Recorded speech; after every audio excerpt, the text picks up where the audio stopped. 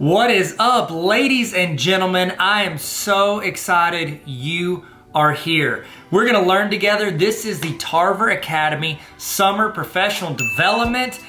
We're gonna learn. Learning's happening. It's going down today. We're about to get started. My name is Tyler. I run Tarver Academy. It's an online resource for teachers and students and educators, and it's a great community where people just get involved and learn and get better. And I throw resources to you guys, throw ideas around. It's just a lot of fun. Just a whole lot of fun, Tarver Academy. So if you need anything, I'm here. TarverAcademy.com has a ton of resources and things that you can go to check out. A little bit about me, just so you know, you don't think I'm just like, hey, here's a random YouTuber talking about, videos or whatever. My name's Tyler. I started out teaching high school math, and then I moved into a tech director / facilitator role. Then I was a principal of a school 6th through 12th grade. 6th through 12th grade. Fun ages. That's good stuff, okay? Good stuff. Never any drama, 6th through 12th grade. No drama. And our school had waivers from the state, so we did a lot of online, we did a lot of blended, we did a lot of in-person learning, all the above. So we get to learn a lot, make some mistakes, do some stuff right, and try to learn from everything we did. Then after that, I went to central office, and I was director of curriculum instruction, and now I'm the dean of NLC College. And I'm so excited to be here, learning and growing with you guys. I'm also giving a little bit of time for people to jump in, get started, and we're about to go through some of the housekeeping stuff. We're gonna do a little check-in right now at the beginning, and then at the end of this video, at the end of this training, we're going to have a chance for you to get a certificate showing that you actually showed up and you did the learning, okay? I think that this training and the other trainings that you are gonna get the chance to be a part of this summer are gonna help you grow as an educator. And if you grow as an educator, all it does is help the students and the community that you live in. And so let's try our best to learn something, take something away from this that we can put in our repertoire and get better with. Okay, so the first thing I need you guys to do is I need us to check in, okay? And this check-in, what it does is it timestamps when you are here so that you might not need this later, but if your administrator or whoever comes back and they're like, how do I know you didn't just click to the end? This shows that you were here at the beginning. So you can scan the QR code that is on the screen if you have your cell phone. And on my phone with me, get your phone out. I'll use my wallet, Atlanta Braves wallet. Film that, you just hold your phone over that QR code that you see on the screen. You'll see something pop up at the top. Click that and it'll take you to where you can fill out that you were here. It's very short, very quick. I'm gonna give you a little bit of time to do that right now. Go ahead, scan the QR code, go to the website, check in, and when you do that, you will get an email. If you do not get an email immediately, this happened, I told you, I was a tech director for a long time, okay? I'd say a long time. I was a tech director long enough to know that if you don't get that email that you're filling out right now, it's because you typed your email address in wrong. That's exactly what happens. 19 times out of 19 and a half times, that's what happens. So go ahead and go to that. Remember, at the end of this session, there's gonna be another QR code that you're gonna scan that is going to give you the certification saying that you actually did the training. Both of these are time-stamped. So if your administrator or whoever's in charge of PD for your district wants to see that and be like, how do I know you did this? You've got your check-in email that is time-stamped by me, not by you. It's into a PDF or it's into that email. And then you will also have the timestamp on your certificate showing that you did this. Okay, so hopefully everybody is getting that done. Okay, giving you a little bit of time. If you have any trouble, just keep trying because I think it's pretty important to get that logged in. Now, while we're doing that, if you're finishing that up, or if you can hear me, what I would love for you to do is I would love for you to hit the red subscribe button. This is my YouTube channel, Tarver Academy. That's what I call it. It's kind of where I got this started. I had this before I had the website, and then I put up the website to put all the resources and all the stuff I was doing. But if you would hit the red subscribe button right now, that would be huge. That would be just super cool of you. And that way, you can hopefully see some of the other trainings that I'm doing, see some videos I do throughout the year to help teachers, to help students, to have fun and learn together. So hit that red subscribe button. Did you do it? Did you?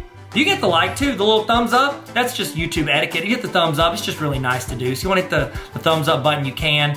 And I would love to start this. How about this?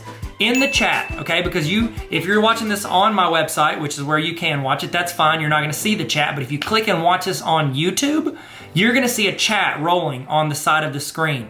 Start it off. I want you guys in the chat to say who you are, like give your name, tell us what you teach and where you teach, okay? If you're an administrator, you can say that I'm a principal, or you can say your central office, whatever you do. I've got some people that have signed up for this that are aspiring educators. So this is great to say, I wanna be an educator, I wanna be an English teacher for high school, throw that in there. If you wanna be a kindergarten teacher, toss that in there, say you're in school. It's a great way to network because I think there is an amazing community of educators here wanting to learn and grow together. And I think that it's great if we look out for each other. So throw in the chat, I want you to say your name, what you teach, and where you teach. Throw that in the chat. All right, man, we're doing good. We're doing good. It's our warm up. We're feeling good. We're stretching it out. It's always good to stretch before you stretch.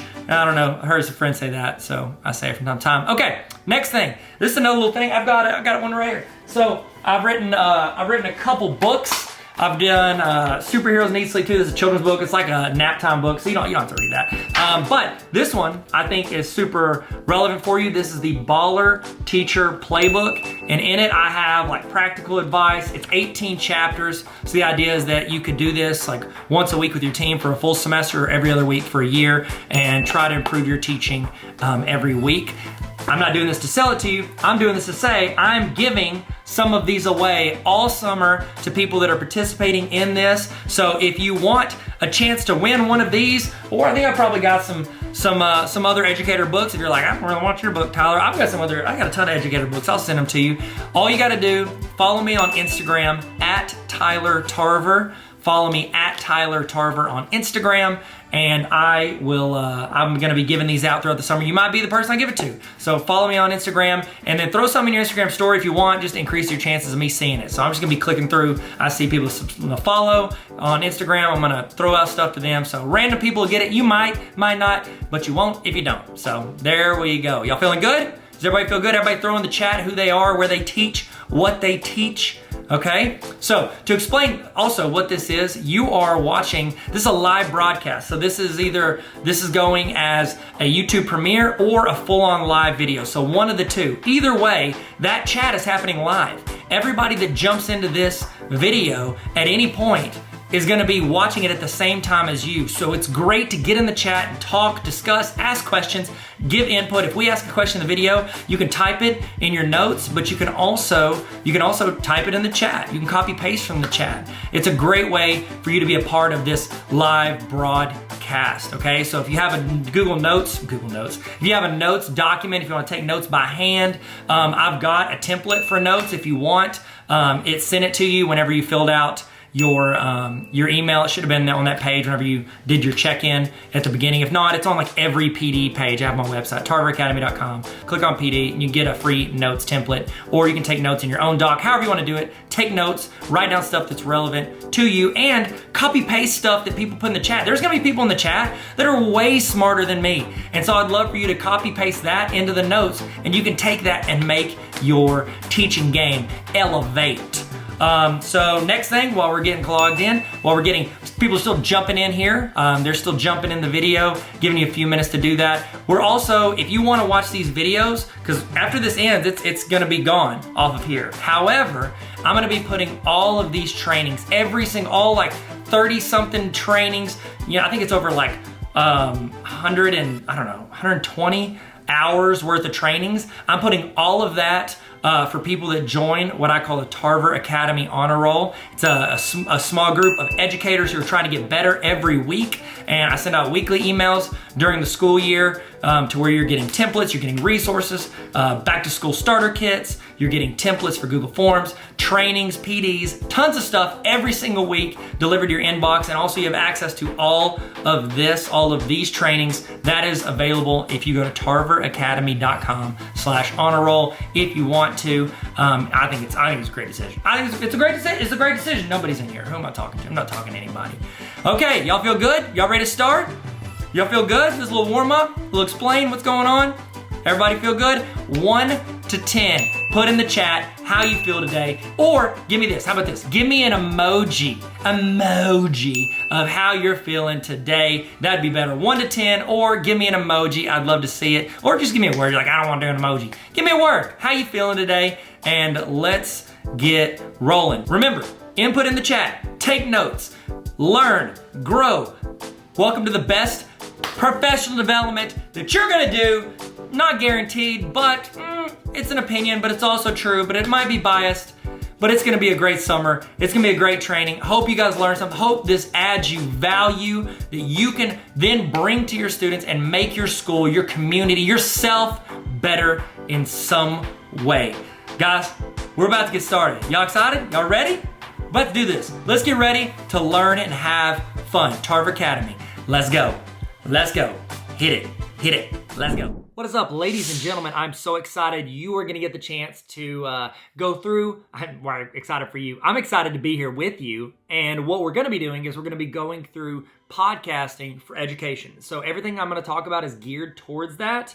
I'm gonna tell you how the day is gonna roll. This session, this 3-hour learning extravaganza is going to go. We're talking about podcasting, and I've broken up into 3 sections, okay? So there's 3 portions of this, all right? Just so you know what's coming. Okay, so this first portion, it is actually a podcast where we explain podcasts. So I wanted you to feel what it was like through a podcast format of someone explaining like the gist of podcasts. So I have a podcast. I have a podcast with my friend Neil. It's called the Explain Everything Podcast with Neil and Tyler, or Tyler and Neil. Who's first? He should be first. He's way better than me. But it's the Explain Everything with Tyler and Neil. I should know the title of my own podcast. We're about to kick off season 2, so if you want to get your phone out and practice subscribing, you can check out our podcast, subscribe to it. We explain different topics, go in depth on things, and we just have fun. And he's, one of my best friends, and I like talking with him. And I think that's how a lot of podcasts should be. When you're thinking of creating one, you might be thinking, I want to do this for my class or on my students to create one.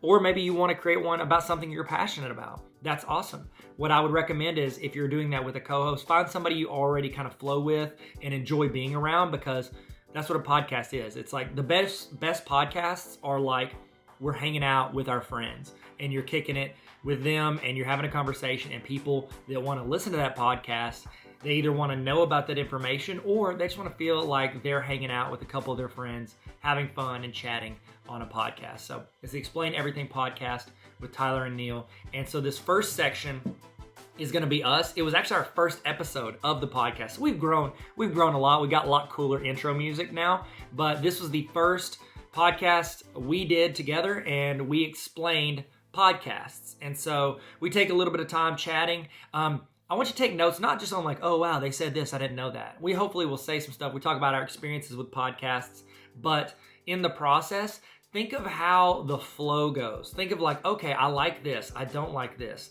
They had certain bullet points, they had notes, they'd done a little bit of research here, and they like let themselves get off track here. With podcasts, if you're listening to this upcoming section about it, where we're doing a podcast on explaining podcasts, so meta. Whenever you're listening to it, if you're like, I wish they would just give the information. That is not the gist of most podcasts. Most podcasts are not like, hey, bam, bam, bam, here's this, this, and this. It's not like you're teaching a lecture. It can be, but the best podcasts feel like you're learning something, but you're hanging out and having fun. So if you see like a rabbit trail, or we start talking about a joke, or we reference stuff, the best podcasts have a ton of inside jokes. They've got a lot of opportunities for the audience to feel like they are connected with the people that are on the podcast. So I've got a lot of YouTube videos. I've got a lot of Instagram, Facebook. I put videos on there and content on there. The average for not just me, for anybody across the board for view time on Facebook is like 3 seconds. Like people start listening and they bounce off. The average overall, I say the average, most people are 3 seconds and out. The average time of retention that you keep people is around 10 to 20%. That's not a lot of your video. So if you make a 10-minute video, they're only staying for 1 to 2 minutes on average, if you average in everybody. With podcasts, the average retention rate is around 80%. I can take the same piece of content, put it on YouTube and get 30% retention for the whole video, put that on a podcast and I'll get 80% retention. That's almost always the case. And the reason is because people are intentional when they go into a podcast. And they're staying because, yes, they want the information, but they're not just like, oh, I need to understand how to do slope and then I'm going to leave. No, they're going in because they want to hang out and learn, but also have fun with whoever the hosts are. So what I would recommend for you when you're creating a podcast or you're having your students create podcasts, it's okay to get off topic. It's okay to show your personality because you want it to feel like a fun conversation with friends. I'm not going to get a chance to talk about this. I talk about it I think it's in my YouTube session, but I talk about storytelling. And I learned this from my friend Knox. He calls it the buoy method. All right. So we know bullet points. You know bullet points. Bam, bam, bam, bam. You follow your bullet points. You talk about those things. When you're doing a podcast, the best ones, they have more of a buoy method. So it's like I'm swimming across this really big lake and there are buoys that I want to take a break at. Okay, it's kind of where I'm like my checkpoints as I cross the lake. I want to touch the buoy, I want to hold on to it, I want to breathe for a minute, and then I want to start swimming again. Whenever you swim, when I close my eyes and I start swimming and I'm going, I look up and I've like veered off a little bit. Like I've kind of swam off to the side a little bit. Have you ever do that in the chat? Have you ever, when you swim, do you just go straight when you close your eyes and go for it? Like if you have goggles, that's cheating. That doesn't count. But if you close your eyes and swim hard, do you ever kind of veer off? That's okay. And then we look up, we see the buoy and kind of redirect, hit the buoy. We're back to where we needed to be. And then we start swimming again. We might get off course. We might chase some rabbits. We might go off and get on a tangent about something or use inside jokes or tell a side story. But then we're going to come back to our next buoy, which is our next bullet point. They call those buoys segments. If you have segments in your podcast, you can do bullet points for topics. When we're teaching, we call those like the chapter, sub-chapter heading. Like if you're working through the book, which sure, we're all teachers that work for the book. I'm just kidding. Whenever you're doing the book, those bold like headers at the top of each of your, it used to be a subheading, wouldn't it? Subheading on each of those paragraphs. Those are kind of your buoys. Like, okay, we're going to talk about Alexander Hamilton for a little while. Alexander Hamilton. Can't say it without doing that. And then I'm going to like redirect to like, oh, Thomas Jefferson. Oh, George Washington. Like those are different bullet points of something you're talking about. So keep that in mind as you go. Again, Neil and I, this is our first podcast we did, so we were learning a lot, but I want you to experience explaining podcasts through the experience of a podcast. And you're watching on video, you're like, I thought podcasts were audio. One, Spotify is trying to do more video podcasts. Okay. Good or bad, I don't know, but that's what they're trying to do. But also, I think if you're making a podcast, why not hit record on your phone or on a live stream or on a camera and just stick it on YouTube? You're doing the work anyways. Why not put it as a video on YouTube? And at the very least, put a thumbnail up and put the audio on YouTube. Because I think I say this later in the video, but 49% of all music listened to on the internet is on YouTube. The other 51% is Spotify, Pandora, Apple Music, all these other places, but YouTube has like half the market. So I would recommend putting it on YouTube. That's what I recommend. What do I know? I'm just the guy talking to you right now. So first section is going to be Neil and I doing our first ever, that was our pilot episode a couple years ago of Explain Everything with Neil and Tyler. We're explaining podcasts. After that, I've got my friend Ben Kolb. He is an educator out of Colorado, and he is extremely smart. Very successful podcast, Brainwaves, VRAIN Waves. Please subscribe to it before you subscribe to anything I do. He is fantastic. They interview educators on there. Very, very talented podcaster with a lot of successes. And so he's going to be next, and he's going to do a session. I'm going to kind of chat with him in it, but I want it to be mostly him talking. And so it's him chatting about different things that he's experienced and ideas. And he's going to go through, and don't get overwhelmed because we're starting out with like intro, and then Ben, who's like super experienced, he's going to roll in. Don't get nervous. I think it's important not that you understand or implement everything he says, but that you know that's an option, that exists. So I think it's important to hear that. So that's part 2. And then part 3, you're going to create with me. Okay, so if you don't have it at some point during a break or during something else, I want you to grab another device and figure out how to watch me on one screen and then get on your device for the other one, because we're actually going to create a podcast. And you don't have to publish it, but I want you to go through the process, the entire process of creating a podcast. So that's what we're going to do for part 3. So part 1, we're going to watch a podcast episode explaining podcasts. Very casual, very loose, very chill. Okay, so that's part 1. Part 2, Ben and I are going to go through a little more like presentation style. Here's some stuff about podcasts. Bam, bam, bam, bam. And then part 3, you're actually going to create a podcast with me through Anchor. Okay? So I'm excited. I hope you guys enjoy today. Hope you get something out of it. I hope you learn how to create. In that way, you can not only create for yourself, but have your students create as well. Thank you guys, and happy podcasting. That's not true. You had a documentary. Check 1, 2. Hey guys, my name's Tyler, and I'm here with my boy. My name's Neil. Yep, and we are I am Neil's assistant, and this is a podcast. We're starting a podcast, Neil. We're doing it. We're really doing it.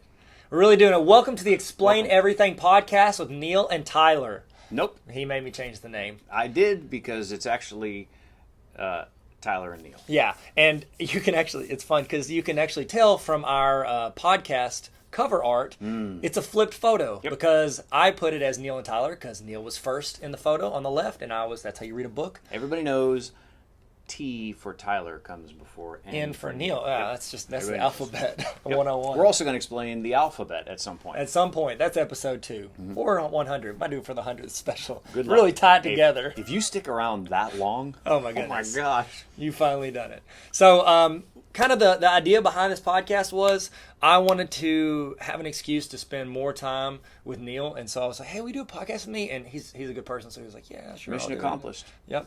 Tom Cruise. That would be a great name for the sequel. Mission Impossible, Mission Impossible, Mission Impossible. Mission accomplished. Wow. Which is the end of every Mission Impossible episode, right? Mission accomplished. I don't think it's ever been like, you lost, Tom. What if it's actually titled Mission Accomplished, Tom Cruise? I'd watch that movie. Just give me Tom Cruise running That's or give what me we're death. watching anyways. That's why we're going to watch these movies. We know exactly what's going to happen. He's almost going to die, almost not going to be able to succeed, and he's going to do some kind of a stupid stunt. Oh, and it's going to be him doing it, and he's going to break something at a vulnerable part of his body. I finally figured this out.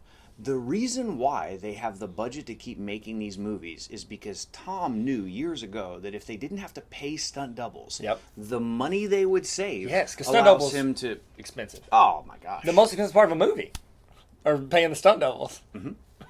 Yeah, absolutely. You did Bike Beyond documentary, so you know this. We're not talking about that right now. Yeah, but you can What are we going to explain today, Tyler? Okay, so good call. Okay, so today we're talking about podcasts. We are explaining podcasts to you, and you're thinking, wow, that's pretty meta world peace. Ron Artest. In a podcast, explaining what a podcast is. And we're really doing this for our wives, correct? Because our wives have never listened to a podcast. I don't think Gina has ever listened to a podcast. Really? Oh, Amanda listened to, what was the trial one? Up and Vanished. She listened to Up and Vanished. Yeah. And I think that's her only one she's ever listened to. No, I don't think Gina's ever watched a podcast or listened to one. Yeah, but now she is. Do you think she would watch it, or do you think she's going to listen to it? Absolutely no chance on either of those. What? Nope. She could swipe up in your story and see it. She would do it only because you're in it and she thinks you're talented. That's 100% not true. Okay. She doesn't even like me anymore. She's going to do it to make sure that I don't say something inappropriate. That she shouldn't. Yeah. She is our, what is it, FCC? Yeah. Is that what they watch in the ratings, people? FCG. FCG? Something Gina. I don't know. FDIC? $100,000 Sure. it's insured? Yep. Okay, so let's talk podcasts. Neil, is this your first podcast? Am I your first podcast co-host? Oh, gosh. I'm sorry. You are not. How dare you? That's it. I'll see myself now. I can't so sick. So, years ago, I remember when the Apple whatever the event was, when Steve Jobs started talking about, hey, here's going to be podcasts or whatever, and you think that it's like an Apple only. Did it start only with Apple? Oh, yeah. Apple started it? Yeah, a podcast was the term they came up with. That's right. Yeah. It's like when you say, I need a Kleenex. Kleenex is the brand. It's a What does that tissue. name even mean, podcast? I don't know. I don't know. Because iPod, and it went on there, and you're casting the radio. That's my guess. That's context clues. Tyler just brought... We're explaining podcasts to you. You're welcome. Somebody update the Wikipedia page. We figured it out. What if we had somebody to listen, and they literally updated every Wikipedia page of everything we explained and put it what we said? Someone will murder Neil them. said Wikipedia will put a hit out on them. So that year, when it came out, I was doing student ministry in Northeast Ohio with Lauren Foster and a guy named Mike Roberts Jr. Oh, that sounds cool. And I said, we should figure out a way to do this. And so we did, I want to say we did 10 of them. We recorded them. It's going to sound insane. We didn't have a lot of room at our church, so we had a little tiny storage closet that we had turned over into an office. and we set up a microphone in there, and we recorded one about student ministry, for student ministry, or whatever, and it ended up being about 45 minutes of us just making fun of each other. And so we stopped because after 10 episodes of 45 minutes of us making fun of each other, we ran out of things to say. That was it. What was the title of it?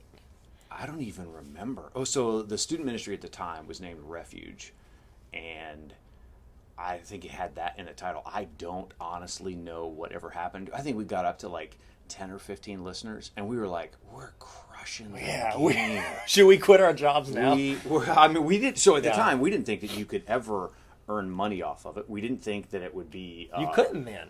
At the time, nobody's paying somebody for a podcast. The process of uploading it to iTunes, putting the title in, and getting them to approve it was... so much work. It was insane. That was insane. Because Steve Jobs was the one that he was the clearinghouse. You have to send it to him, and Steve would be Steve would listen to it, yes. the whole thing, and he's like, "These three guys are just making fun of each other in a church closet." Yeah, I'm not. He shut that down. We should have spent more time praising him, and then he would have let us continue. Yeah, Steve, you're so great. He's like, "Shut up, thank Steve, you." That mock turtleneck. He's like, "I know this." Yeah, he knew. So that was it. Yeah, that was years and years and years ago. But I think we did maybe 10 episodes, and then it failed miserably, crashed and burned. Well, no, you just stopped doing it. It was you had 10 to 12. I like the way you said that instead of crashing. Because we have 0 people on ours because we haven't published our podcast yet. So it's actually much. I'd say 10 times, but that's still 0. Have you done some podcasts? Have you ever done a podcast? Yeah, Neil. I, much like you, started my first podcast in like 2007 because they came out in 06, right? And then when podcast started, we should know if we're explaining it. I think it's fine. So. You can Google it. Just stop listening to me. I'll explain. Yep, go ahead. I'll explain it to your ear while I do this.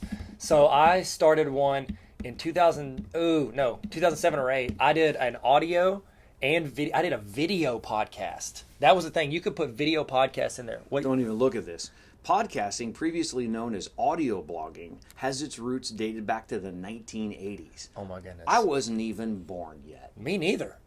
Well, I was 40 years old at the time when the 80s hit. So, yeah, you're right. With the iPod, podcasting began to catch hold in late 2004. So pretty close. So weird. We're off. I nailed it first try. So I had actually a video. It was geometry videos I was putting on podcasts because my students at the Alternative Center or Alternative Learning Place that I taught one of my classes was.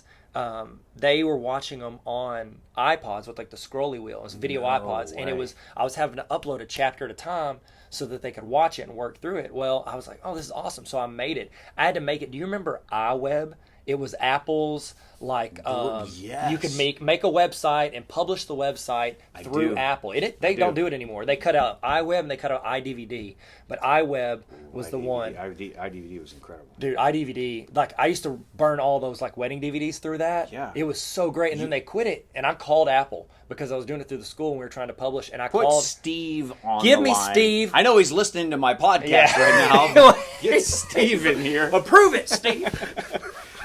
And he so I called and I don't get super mad often at strangers on the phone. I was so mad at him for dropping iDVD because we were getting computers for the school and the kids want to make DVDs and they were like, we're trying to go to where it's all like cloud based. I'm like, that's great. We're not there yet. Stop cutting out features. This cloud-based stuff's never going to catch on. It's never going to catch on. You just put your roots in physical content and media. Give me that scratchable disc. So I forgot about this, but iWeb was actually part of iLife, which included it was a suite. iDVD. Yeah, it was a suite. It was sweet, and it was a suite. It was. It was iDVD, it was iWeb, and I'm sure there's something else in there. Oh, it was iExams. No, that's not it. That's not it. I was about to say iExam sounds The iLife suite went through 2011, and then they shut that thing down. Then they Snoop Dogged it. Drop it like it's hot. They did. Drop it like it's hot. Man. Remember that song?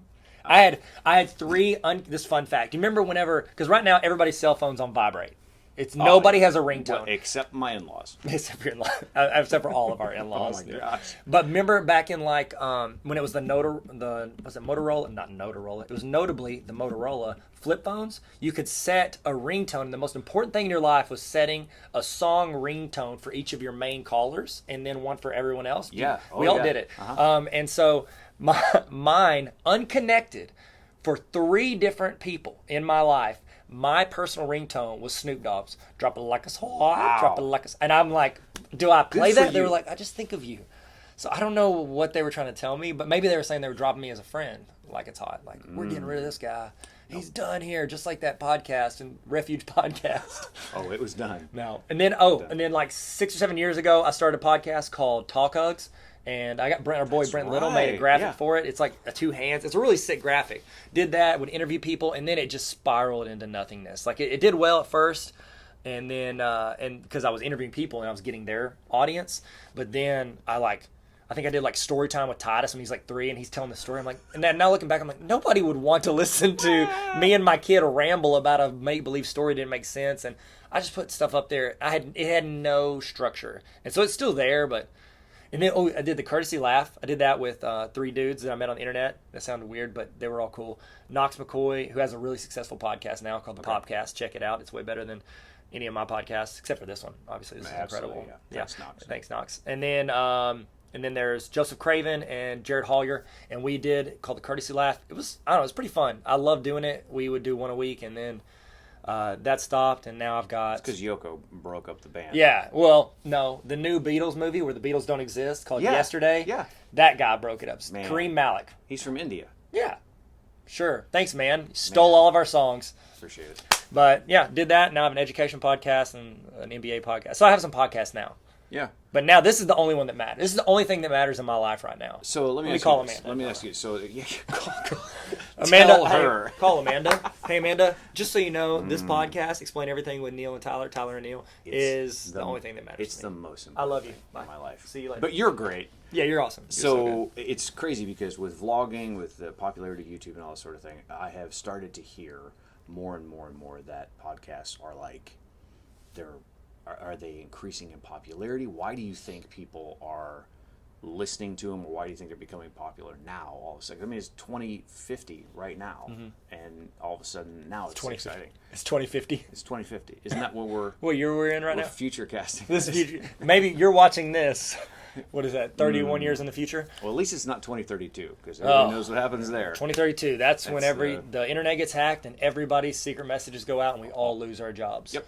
Nobody. So why? Like what is? Why is it? Okay, here's my thing, and I've heard some other people talk about this, but 10 years ago on the internet, what was popular? It was blogs, right? 10, 12 years ago. Right, Everybody, you go to the internet to read blogs. Yeah. And you would read. You'd look at your screen, read it with your eyes, and you go there every morning to read whatever blog you like as related opposed to your to reading it with your ears. Oh, which is what a podcast is. You're reading it with your ears. Zing. Wow. I was going to say with your hands, Man. but that's weird. Read it with your. Well, you can in Braille. So, so I think 10 years ago, blogging was huge on the internet, and now since YouTube and honestly, YouTube's ability to stream video, people upload it, but also the main thing is on our mobile devices, we can watch them. It's so much easier to watch video on the internet. You don't need a computer with a great download speed, like the prevalence of like Wi-Fi everywhere, data on our phones, and our phones being so good at video. I think video over the past 8 to 10 years has really taken off. I think the next stage of human evolution, the next stage of where we go on the internet is going to be audio. And the reason is because you can do two things at once. If I'm reading something, I have to like sit and it's using my brain to read because I can't be doing anything. You can have music playing in the background, but I'm really have to focus. Video, it's taking up your ears, it's taking up your eyes, all of it. But with audio, I can be working in the yard. I can be driving to work. You can do two things at once. And I think that's where we're going now as a society, because we are a convenience-based society. So we want to be able to walk in, in the morning I wake up and my alarm goes off. It's my favorite podcast starts playing and I'm listening to that while I'm getting ready in the morning. Yeah. And I'm doing two things at once. And I think that we're going to see more and more of that because we are becoming a society of convenience. So you're telling me that you could be winning a hot dog eating competition while also listening to something about how hot dogs are made. Oh, absolutely. At the same time. That's the way they win. Man. And you got to have AirPods in. You don't want to know what's in. All right. So the way that so you think that the podcasting is more popular now and picking up just because our phones give us the ability to do that? Because if not, this would be like, you'd have to go to Redbox to get this, to get the audio, to get your podcast. We're gonna pop out a flash drive and you can plug it in your computer and download it. How else would you do it? Don't steal it. Don't pay $1.19 for it. Gosh. So yeah, it's wildly popular because of the medium in which it's played. Yes. And I think you could search just about any topic that you want. The most popular podcasts that are out there right now. Have you ever listened to Serial? I have. I listened to season 1, and then I listened to most of season 2 about the guy that left, like some with 2 B's in his name. Billy Banks. No, that's Tabo. I've listened to season 1 of Serial, really good, and then I listened to most of season 2. I think I skipped to the end because I was losing interest. How about you? Have you ever seen or listened to it? Serial? I had not listened to the whole thing. No, didn't really hook me. You didn't get Serial season 1? I'm lying. I don't know why I never finished it, but that's a theme in my life. Sorry, Gina. Starting something and not finishing it. A lot of projects around the house. This American Life, I definitely. I picture your house with no roof. Like it's just raining, and you're like, she's like, we need to get a roof. You're like, I'm a guy. Start things that don't finish. Well, I gotta finish these podcasts before I can do that roof. Gina. Gosh, get over it. Start a new podcast at time. Start it. I definitely listen to This American Life. The Joe Rogan Experience. I've watched clips from it, but I can take Joe Rogan in small doses, like 10-second doses. Yeah. I like to listen to it through my brother, who believes everything he says. Like, he is my brother's mentor, Brother Bodie, as I call him. Oh, wow. Because it makes him sound like a pastor. Brother Bodie. He's not a pastor. But he's like, man, have you heard about these new, like, frog legs that you can put into your cheesecake and it makes your brain power increase 84%? And I'm like, no, Bodie. Who told you that? Man, Joe Rogan's a smart guy. I'm like, just because he acts confident in what he says doesn't make him smart. That phrase, Joe Rogan's a smart guy. He's a smart guy. That's the name of our podcast. Welcome to Joe Rogan's a Smart guy. We're really doing it for the clickbait so that we can pull off his search terms. I do listen to The Daily from New York Times? Is that what that is? New York Times. The I listen to logo? that one. Radio Lab, I've listened to that one a few times. Man, they got a really crazy one that was about the amount of audio, the decibel level that had to be in effect for the walls of Jericho to come down when everybody blew their trumpets and shouted and everything like that. Like they did a whole exposition. It was incredible. Stuff You Should Know is one of my favorites. I like Freakonomics, Stuff You Should Know, things like that. I love learning in that talking format where they'll give you little bits and pieces of some expert talking and then they explain something to you. I love listening. That's awesome. Yeah, I like listening to stuff that advances what I know. So like I listen to a lot of like marketing podcasts like Story Brand. We've heard of Story Brand. Yes, we have. Donald Miller. I've listened to Gary Vaynerchuk's stuff. He does business, talks on business. It's more like him monologuing in an angry tone, but he does have a lot of good like current marketing ideas, things like that, stuff I can apply to the school or what I'm doing on the internet, stuff like that. I have uncles that do that. No, they don't tell me anything I need to know. They do yell at me. They do yell at you in a monologue. Yeah, right. In a very they make sharp good New York bad tone. Guys. They would be a great villain because they just tell you constantly what they're going to do and then they don't do it. Yeah, exactly. But then Bruce Willis would show up at some point and punch everybody in the neck. But he'd be apathetic about it, like every movie role he's done in the last 10 years. Yeah, he genuinely, I have heard from multiple places that he is very like, this is a job. I'm not here to talk. He comes in, says his lines, goes to his trailer, waits till his next turn, and like he does not care. Like the opposite of Keanu Reeves, where he's like chilling and donating his earnings to the crew. Yeah. No, he's treating it like he works at the oil change place and he's just changing your oil and doesn't really want to, but it's a job and I got to punch a clock. He hears the ding, he walks out. It's the first time here, types in your number, pulls you up, stops the sticker, and you're done. Yep. That's it. And then you pay to go see him, and the movie trailer looks exactly like every other movie. Every other movie he's ever done. It's like Die Hard. Which one? Just they're redoing Die Hard. Would you just die? Yeah, they're gonna call his Die Hard : Bruce Willis. Bruce Willis featuring Tom Cruise. Oh man, Tom Cruise. I listen to a lot of like. With podcasts, if I'm not trying to learn something, my like escapism is NBA basketball. So I like Bill Simmons' podcast. I enjoy his, and then I'll listen to the Ringer NBA. And the way they do it is it's not like the same people. They have it set up Monday through Friday, like different people, like a show like Heat Check or there's one about a circle. I don't know. I don't even know because I enjoy everybody that's on there, so I don't care. I'm just now starting to listen to it enough to know like, oh, that's Kevin O'Connor, that's Joe House or what his name is, something House, doesn't matter. And so I like that just as far as like it keeps me up because I can't watch.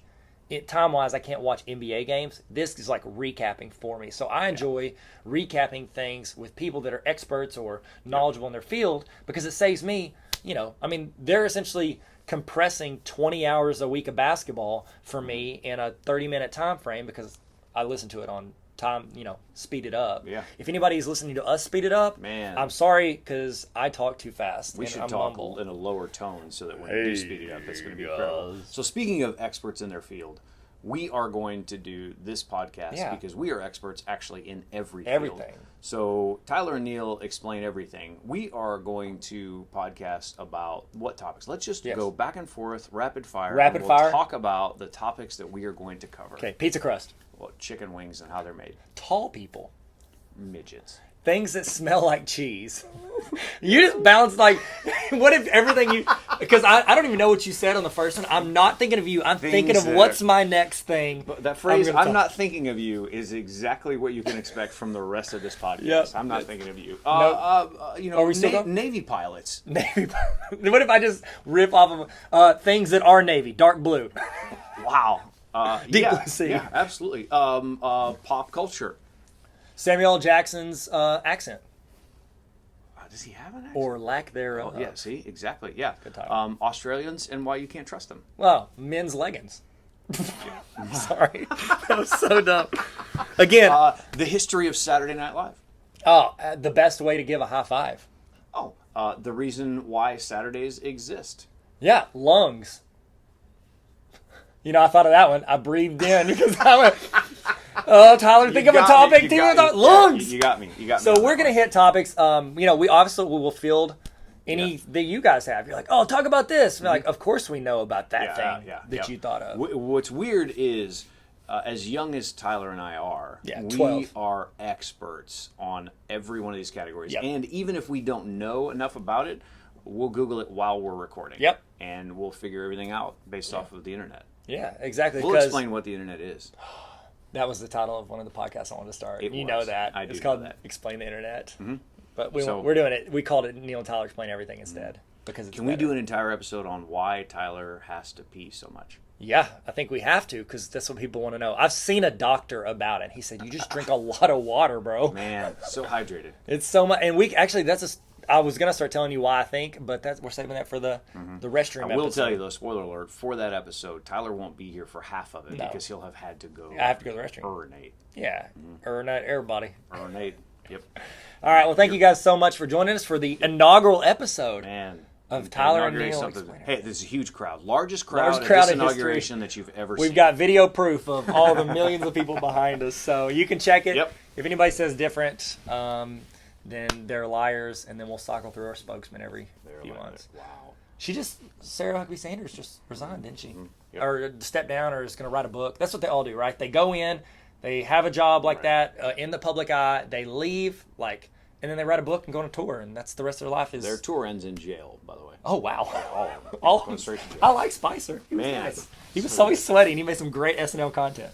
So, He did. He really did. All right. See you back here for episode 52. Yep. Thank you guys so much. And don't forget to hit the stars. Should they do the stars Sure. thing? Yeah, stars. So we can make the new and noteworthy list? We're going to do an entire episode on how we explain the channel, Stars, the Stars channel. Stars that channel. you can get free for 3 months every year. When If they you do sign up with stars.com/Tyler and Neil Explain Everything. What if we ever do a promotion with Audible? We need it because everybody's like, oh, go to, audible.com/Bill. We're going to be audible.com/Neil and Tyler Explain Everything and all the other things that we make the longest title that no one can get right. I like it. I think we have to. All right. Thank you guys so much. And bye. That's I need to work on my ending. Bye. And bye. Bye. And don't you ever come back.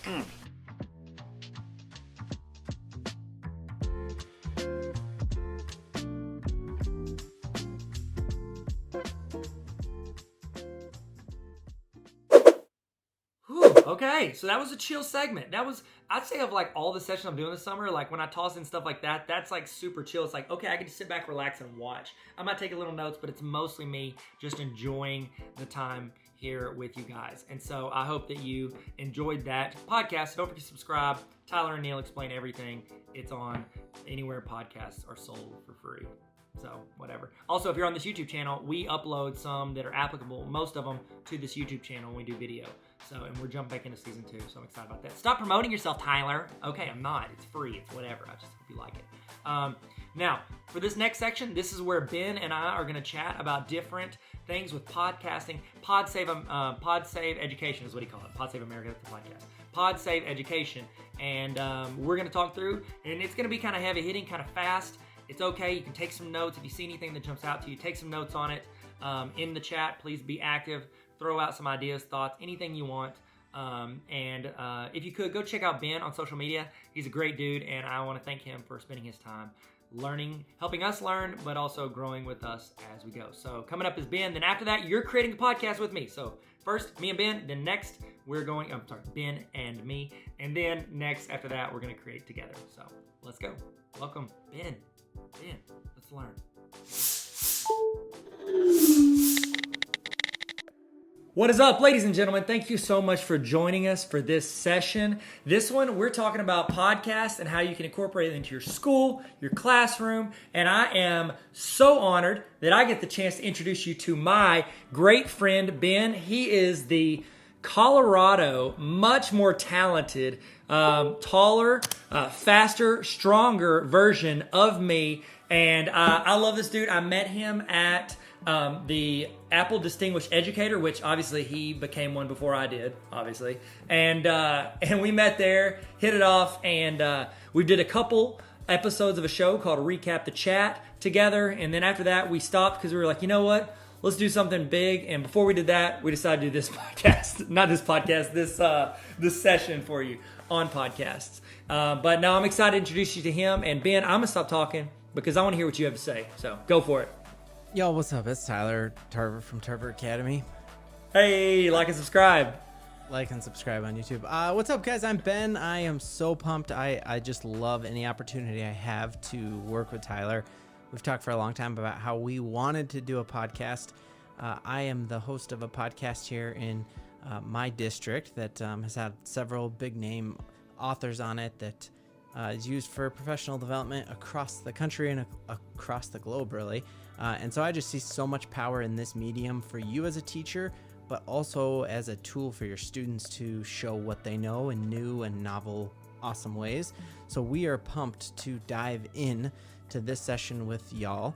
And I can say y'all because I got Tyler on the other end. When I'm just in Colorado, I don't say y'all. I give full permission. You guys. I just say yes. You folks, you guys, yeah. But now I can say y'all, and I don't feel dirty doing it. So it feels great. It looks great on you. I'll tell you that right now. Hey, and his podcast, he's being humble. It is a killer podcast. It's called Brainwaves, and I'll link to it in the description. You have to check it out. It is a great resource for teachers. Sorry, I didn't know if you were going to bump it later. I had to bump it at the beginning, of course, so they don't forget. Like and subscribe, right? Like and subscribe. Like and subscribe. Awesome, Tyler. Here's what I'm going to do for you, man. One of my favorite things to do in class with children is this thing called Frankenword. All right, and it is a strategy that I actually picked up from another Apple Distinguished Educator, a guy named Dan Ryder. And what it is it's like a way after you learn a subject, it's a cool activity that kids can show what they know in a creative way. And that book's called Intention, Critical Creativity in the Classroom. Link to that in your description here too, Tyler, because it's a great book to check out. But a Frankenword is anytime you take two vocabulary terms from whatever you just learned about and you mash them together to create new understanding. So Tyler Tarver from Tarver Academy, I want you to create a Frankenword. Okay. So smash together two words. What comes to mind when you think of podcasting? I think audio and I think purple because their logo is purple. Ooh, okay. So what would that word be? It'd be odd-derple. Odd-derple, okay. Does that work? Is that that terrible? If you were in my class, I would have just failed you. But that you kind of got it. Now try to do it in a way that like gives some deeper meaning about like what you think about podcasting. Okay, how about audio resources? Does that count? Audio resources. Audio what? Resources. Oh, yeah, okay. Like you're learning. Cool. Audio learning. Yeah. Is that better? Yeah, I love it, man. Audio I was thinking like powerful and amazing, like power amazing or something like that. But why don't you just tell me the answer I'm supposed to say? Because I'm ruining everything. I tried to text it to you, bro. Did you really? Wait, no, I didn't. We didn't plan that much. No, that'd have been good. Been in my basement doing push-ups, getting ready for this, dude. Y'all, I'm with all these baller teachers. They're so baller, Should we bro. start this whole thing over? No, I think we're killing it. This is perfect. Keep rolling. Awesome. Yeah. So, yeah, I think that's just a cool way to, after you learn about different types of government, you could have kids mash them together, create Frankenwords about like what would different governments look like together, or after you can do that anytime. But when I think of podcasting, I really couldn't Frankenword it because there are just so many different words and so many different potentials that I want to mash together, because it is such a powerful platform for you as a teacher, for you as a school, for you as a district. But then it's such a powerful format for your students to express their learning. So we're going to talk a little bit about how would you do it as a teacher? Why would you do it as a teacher? And then we'll dive into how would your students do it? Why would they do it? And then we'll even show ejemplos. That's Spanish for... Tyler? I don't know the answer. Spanish for examples. It's Spanish for examples. Spanish for examples. First try. Got it. All right, we got to start this over. Muy bien. No, very good, definitely. So we're going to go through this. How can you as a teacher do it? How can your students do it? And then examples of both. So diving in here just because I'm looking at the time, and we're going to skip a couple slides here. Bro, we can do whatever you want, man. The time is yours. They have to get PD in the summer to stay a teacher, so you can take as long as you want. Ben's going to talk really for around 12 hours. That's 2 days worth of PD. That's a really good way to look at it, Tyler. Yeah. They have to be here. They have to. It's part of you're literally being paid to do this, so you're welcome. Totally. Yeah. So I guess what I just had a couple like little jokes in there. We're skipping them though. Okay. So here's we're gonna be good. The first they were gonna be really good. Trust me, you would have laughed. So the first thing I have here is that you can see I have a brain scan on your computer right now, and you have a brain on the left and a brain on the right. And Tyler, what do you notice different about just looking at those brains? Well, I would say it would look like the elevation is larger, the heat map stronger on the right side. Yes. I'll say that. Nailed it. First try. Yeah, when you look at the map or the brain on the left, it is turned off. That is a shutdown brain. You look at the brain on the right, it is lit up like a Christmas tree. And so what we have here is we have brain maps out of the University of Illinois, and they did a study for this program called the Walking Classroom. And that study looked at how your brain reacts after sitting for 20 minutes and how your brain looks after moving for 20 minutes. And so when I think of how do you best leverage podcast content, I think it's moving. I listen to, 6 to 10 hours of podcasts a week, and I would say the majority of that I'm moving. And I remember facts like better than any, like I can pull up sports facts from the sports podcasts I've listened to. I can pull up political facts from the political ones I've listened to. And I think that's because I'm moving and because my brain looks like the one on the right. And so I think as a teacher, as you're creating podcasts, have your students go and move while they're listening to them. So here out in Colorado, we have 300 days of sunshine a year. In Arkansas, Tyler has the other 65. We do have to alternate. That was in the United States Constitution. Colorado and Arkansas have to swap. Yeah, it's true. Boom. Got that ready to rock right there. I should have a laugh track plugged in here.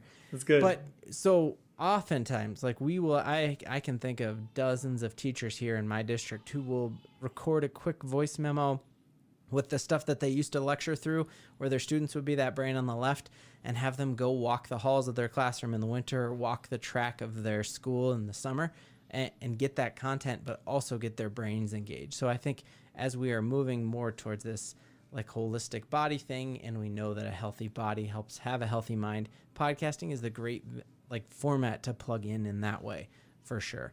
Tyler, how much podcast do you listen to, and what are you typically doing when you listen to a pod? That's great. I used to listen to a lot more than I do now. I'd listen to probably 10 to 12 hours a week because I drive a lot. And I would listen to when I work out, when I drove, and then anytime I'm working in the yard. Now I've been doing audiobooks, and I'm alternating, but I did just switch to a new one. It's called Bust, something like from when talking about things that peak and then bust, like HQ Trivia. Do you remember that? Remember HQ Trivia? Dude, yes. Yes. I wanted to be that host. Scott Rogowski. Yeah. Oh, Scott. Yeah, that'd have been awesome. We'd have been great co-hosts on that. But it talks about the rise and fall of it, and I just started listening to it today. But I listen when I drive, when I'm working in the yard, when I'm riding bikes. I like pretty much all the time. If I'm not talking to someone else, I'm listening to either audiobook or podcast. And podcasts are a lot less expensive. I will say that. Yeah, absolutely. Man, and so many of the, especially more recent books, if you like, I mean, because I host a podcast where we get authors on, and I'm always finding those top name authors. They do the circuit. They do like 5 or 6 different podcasts. And by the time you listen to them on each of them, you have like a really good grasp of their book. And if you actually want to read their book, and sometimes I've like been really like cramming to do an interview with one of these New York Times bestsellers, and I've listened to them on 10 other shows. Then I buy their book and listen to it there, and I'm like, man, I didn't need to actually buy that with cash money. I could have just listened to them on all of these podcasts, because sometimes the podcast even has more than the book does, because you maybe aren't as guarded, or publishing takes a long time, whereas podcast it's just like boom, you talk and it comes out. Yeah. I've noticed too, you can see their personality more. A lot of people tone down their personality for the books, but then they get like, you can see a lot more of that shine coming from them whenever it's a conversation. Totally. So when I typically give presentations with teachers on this whole idea of a walking classroom, what I will typically have them do is kind of go through some reflection. I will have them come into my session. They'll do a quick Frankenword on what they're thinking of when they think of podcast. I then have a podcast for them to go and walk and listen to, and then come back and reflect. But Tyler, I want to ask you some of these same reflection questions. So thinking about your work, or if you were a classroom teacher right now, how would you use podcasts in a classroom right now? Well, it would be a good way for me to deliver the content that I need them to learn. That is, obviously not visual, but I could deliver it in a way that didn't take up my class time. So I could easily record with my phone, just on the voice memo, toss it in a podcast. Maybe it could add them value because I'm giving it to my students as a requirement, but then anybody else could get value from it. And I could just say, hey, listen to this before you come to class. And then when they're in class, we can use that time for it to be a conversation to where they can ask specific questions as opposed to just me delivering the content. Totally, man. So here's I'm actually, like, I know you think I'm doing you a solid by being on here. I mean, here I am, Ben Kolb from Brainwaves, but you're doing me a solid, because the number one stickler when I'm like trying to be like, hey, you should start podcasting, I feel like my social studies teachers, my English teachers, my science teachers who have that lecture content are like, yeah, totally. I could easily just lecture into my phone and they go walk and listen. My math teachers are the ones that are like, that doesn't work for fractions. No. How could audio content work for math, man? You know what? I think that for math audio content, I think I would look more at the encouragement side of it, because a lot of times as a math teacher, you are encouraging students. So where you could have a conversation, say, you talk them through, maybe make it shorter, 5 to 10 minutes, and make it like a daily inspirational thing for them to help them be motivated.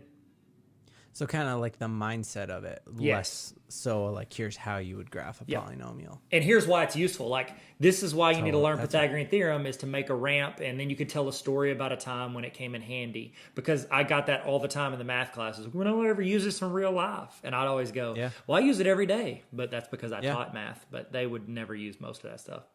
Yeah. Who's that amazing math teacher who did Desmos? I know who I'm talking about. Sounds great. Me? Is it me? No, it's not me, is it? No, he's better than Tyler Tarver from Tarver Academy. That hurts. Only in my heart spot. That really hurts. No, it's Dan. Dan Meyer. Dan Meyer. I remember him. Yeah. Okay. He tweeted me once. No big deal. It's like, whatever. If you want me to sign something, I can, Ben. Like, signature this. Yeah, that'd be awesome. Yeah. So he said one of the cool things with math, but I think it's applicable for every single subject, is like, if what you're about to teach the kids is the aspirin, what is the headache and how are you creating it? And so thinking about like your math content, how do you make it like give the kids a headache and figure out like, I need aspirin for this. And so I think, like you just said, Tyler from Tarver Academy, how can you in that podcast really frame the problem and frame the why behind they're about to learn Pythagorean theorem? So you could really tell a story about how the math is applicable, or I loved your idea about mindsets there. Thanks, man. Yeah. So diving in now. So you've decided like you are interested in creating some audio content that your students can walk around the track to, or they could listen on the bus ride home, or while they are babysitting little brothers or sisters or whatever it is. You want to create some audio content. How do you go about doing that? For whatever reason, I think teachers are more afraid of the word podcast than they are video. Like in this distance learning, teachers are like really acquainted with, oh, I have to make a video about this. If you can make a video, you can 1000% make a podcast. And so that's, I think, my first piece of encouragement. Tyler, would you agree teachers are more afraid of making a podcast than they are a video? Yes, and I don't get that because a video is a podcast, but with visual. So it's like you could do a podcast in your PJs. You could call it podcasting in my PJs and just talk about experiences. That's You that's might $100 million. not want to do that as a state certified. Oh, that's true. person Yeah, don't entrusted say with that. Kids. Don't say that. That's a good idea. Good call, Ben. But yeah, 100%. If we turn the video off of this, you don't want to do that because you're going to miss. Like, this is the moneymaker. But you know, if we turn this video off, it is a podcast. And so if you can make a video, you can 1000% make a podcast. And in a lot of ways, it's easier because the little cuts and stuff that you can make in a podcast without it being obvious, you can't actually make in a video without it being really clear. So it can be kind of deceptive how you could ramble on for 45 minutes and have a very concise 10-minute little podcast, and they wouldn't know all the cuts that you made. Whereas with a video, you would see like the little glitches as you're going about making those cuts. But would you agree with that, Ty? Yeah, and I want to actually add something to that. You know, about 10, 15 years ago, the big thing on the internet was blogs, like people would read. And then now, over the past 10 years with YouTube, with smartphones, it's become video. I think, and I've heard some other people talk about this, I think the next big wave is audio. And here's the reason, is because when you, like you just said, with video, you're using your eyes and your ears. It's taking up all of your attention. Whenever you do audio, like you talked about earlier, is you can do two things at once. So whenever I listen to it, I can work out. I can be in my office. It can be in the background. I can be, working in the yard. I'm taking care of two things at one time. And I think we're going to see a huge rise of podcasting and audio because of that, because you can continue with your life. You don't have to like sit down like a book or a blog or a video and it consumes all of you. Yeah. Yeah. And if you look at Tyler and I both have a love of this online sports blog called The Ringer. Yeah, we do. Every single one of those podcasts is also a pretty high quality video, like better than this. And I never once have actually watched those videos. I'm always listening because I want to do something else while I'm doing it. So I'll yes and that, Tyler. But I also think the rise of smart speakers. Gary Vee is a mentor of mine, probably a mentor of yours too. Yeah, Ty. He's real smart. But he cusses, so be careful when you Google him. He does. He's got a potty mouth. He does. But he talks a lot about how using smart speakers, they're starting to index all of these podcasts. And eventually you'll be able to say something like, hey, Siri, how would Tyler Tarver solve the... Wow, I just said that and Siri popped on my phone. Yeah. But how would Tyler Tarver... That's her job. How would Tyler Tarver... How would Tyler Tarver solve the Pythagorean theorem? And it would be able to look through all of Tyler's podcasts and play that part of it. So there's just a ton of reasons why you would do this, and it's way easier than we probably think it is. Hey, what's up, guys? Welcome back. Hey, it's Tyler here. I'm just going to give you a little break. So if you need to go do something, you need to go use the restroom, get a snack, get something to eat, whatever, you can go do that. I was going to chat with you about some stuff. Give you some time to do that and check in, maybe say hi. If you want in the chat, let's do a little check-in. In the chat, how you feeling? Toss in your emoji of how you feeling right now. Let's do a little emoji checkup, if you will.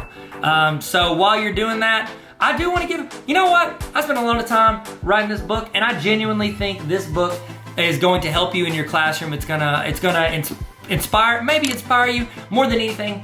It's a read with me, and one of the things that I feel like I've never been the smartest dude in the room. I've never been the most talented, but I'll say this: I was always been pretty approachable. I think I've been approachable, and I think what this is, I've tried to be as relatable as possible. I'm talking about my experiences, things I've run into in the classroom, what I've learned as a teacher and as an administrator and as a student, what I learned. And so this is the Baller Teacher Playbook. If you're interested in checking this out, I recommend. Of course, I recommend. It's my book. It's not the best book on education, but I think it's good enough to help you in some way. It's got a lot of practical experience in it. I've got quotes. That's a do you boo boo. I could have picked a better chapter. Here's one thing. I want to show you one thing that I did at the end of each chapter, because I know teachers. Okay, I put in practical application. I put in reflection, because we know reflection is important, even though we never have time to do it. But it's got spots for you to write that in. So this is something you can work on by yourself or with your team. But here's the part that I did, and this is legit just for teachers. I don't know if you can see that. I put in, at the end of each chapter, I have a section called TLDR. That's internet talk for too long, didn't read. So what that means is, let's say you've got a team meeting, okay? Because there's 18 chapters in here. That means you and your team, or you and your building, you can go through a chapter once a week. You meet on your planning period and spend 10 minutes talking about what you did, what you tried, what worked, what didn't work, stuff to help improve your class and improve your students. Every week you can do that. Have you ever done this? In the chat, be honest, you ready? Have you ever had a team meeting where you're supposed to read something and you're walking over to the meeting and you're like, oh no, I forgot to read the thing I'm supposed to read that we're gonna discuss for like 15 minutes. So you like just try to chill and like hopefully don't get called on or get called out for not reading it. At the end of each chapter, I have a section called TLDR where in like 2 to 5 bullet points, I summarize the chapter. So you could be walking to the meeting, you could read these 3 or 4 bullet points and be able to have a conversation about the entire chapter. There's stories in here, there's practical experience, there's ways that I messed up, ways that I failed, and then ways that I feel like I succeeded, and just talking through what I learned from both of those. And I would love for you to learn and grow with me. So if you want to check out that book, it's on Amazon. I'll have a link on the screen if you want to get it. Link is in my bio. I link links everywhere to it. So Baller Teacher Playbook. I think it can help you in your classroom. Okay, we're about to get started. Kick back into it. Hopefully you're ready to roll, ready to go. And let's jump back in. Let's jump back in like Michael Phelps, okay? Well, does that work? Does that work? I mean, he jumps into the pool. That's what I was going for. I need to know more like high diver. High divers would have been better. I'll tell you this. We're gonna stick the landing like Carrie Strug. Y'all remember her? Carrie Strug, remember the Olympics? Georgia Olympics? Atlanta Olympics? Remember that? It's okay. It's a very narrow reference. All right, let's get started. Let's kick it off. Let's jump back in. Get your notes out. Get your screens pulled up. Get your coffee ready. Get your ice water. Your sweet tea. If you're from Arkansas like me, you know you like that sweet tea. And we're about to kick it off. Here we go. Let's get back in it. Let's get back in it. I'll see you guys. So we're going to talk about the process. It's really a 3-step process, which is you need to make the MP3, the WAV, whatever you want to make it as. You need to make your recording file. You need to put it somewhere, and then you need a way for kids or your audience to go and listen to those. So you got to create the audio, host the audio, share the audio. We're going to talk through how you would go about doing those. But really, those are pretty easy steps. So when it comes to creating, anything to add to that, Ty? No, I was just saying I agree with you. It's not as difficult as you think. So whatever conception in your head of like, oh, I got to pay for this, pay for that, you can do this whole process free. And you can do it easily, and you can do it all from your phone. All of it. So, Ben, take it away. What would we do? Totally. So when it comes to creating audio, we're going to talk through the different platforms and how you would go about doing that. So we're going to start, Tyler and I, both Apple Distinguished Educators. If you have an Apple device, then it's as easy as one of the most powerful audio editing tools out there, which is a tool called GarageBand. And there's tons of different ways that you can go about watching tutorials on it, but it's a big red record button. And all the tools that you've used during distance learning of cutting and splicing is exactly what you're going to do in audio format. If your parents didn't love you and you don't have an Apple device, on a Chromebook, I think probably the best tool out there, and it is a really powerful tool, is one called Soundtrap. Very similar to GarageBand, but it's web-based. It has a big red record button, allows you to record, splice, cut. Tyler, I know you're also on the dark side. What are some other Google-based tools for if our folks have Chromebooks that you would recommend? Well, that's good. You can actually use a website because, Chromebooks give you direct access to the website. So not a app specific or an add-on or extension specific, but you can use a website called Anchor. And they have it as an app as well, so you can run the whole thing from an app. Have you ever used Anchor before? I have used it on my iPhone, yeah, but I've never used it on a computer. on a Chromebook. So you can use it on the desktop version. It works it's super user friendly, clean interface, and they actually just got bought recently by Spotify, which, Spotify is trying to make a big push into the podcast game to start trying to compete with Apple. And so you can do all of it from there, and you can drag and drop, edit, cut, and even record all of it straight from Anchor's website. And you can publish a podcast for free with Anchor, and it'll go out everywhere, and they do it all for you. Yeah. How do you go about competing with someone who the medium is actually named after? Yeah, that makes it tough, because it's like, I'm going to go listen to a podcast that is named after iPod. iPod. Yeah, which Apple created. I know that never, like, that always fascinates me. Is it's like, say I need a Kleenex. Kleenex is the brand, not like you need a tissue. Like, Don't you say Coke? You say I want a Coke, right? Because you're from the South. Everybody from the South says Coke. What do they say in Colorado?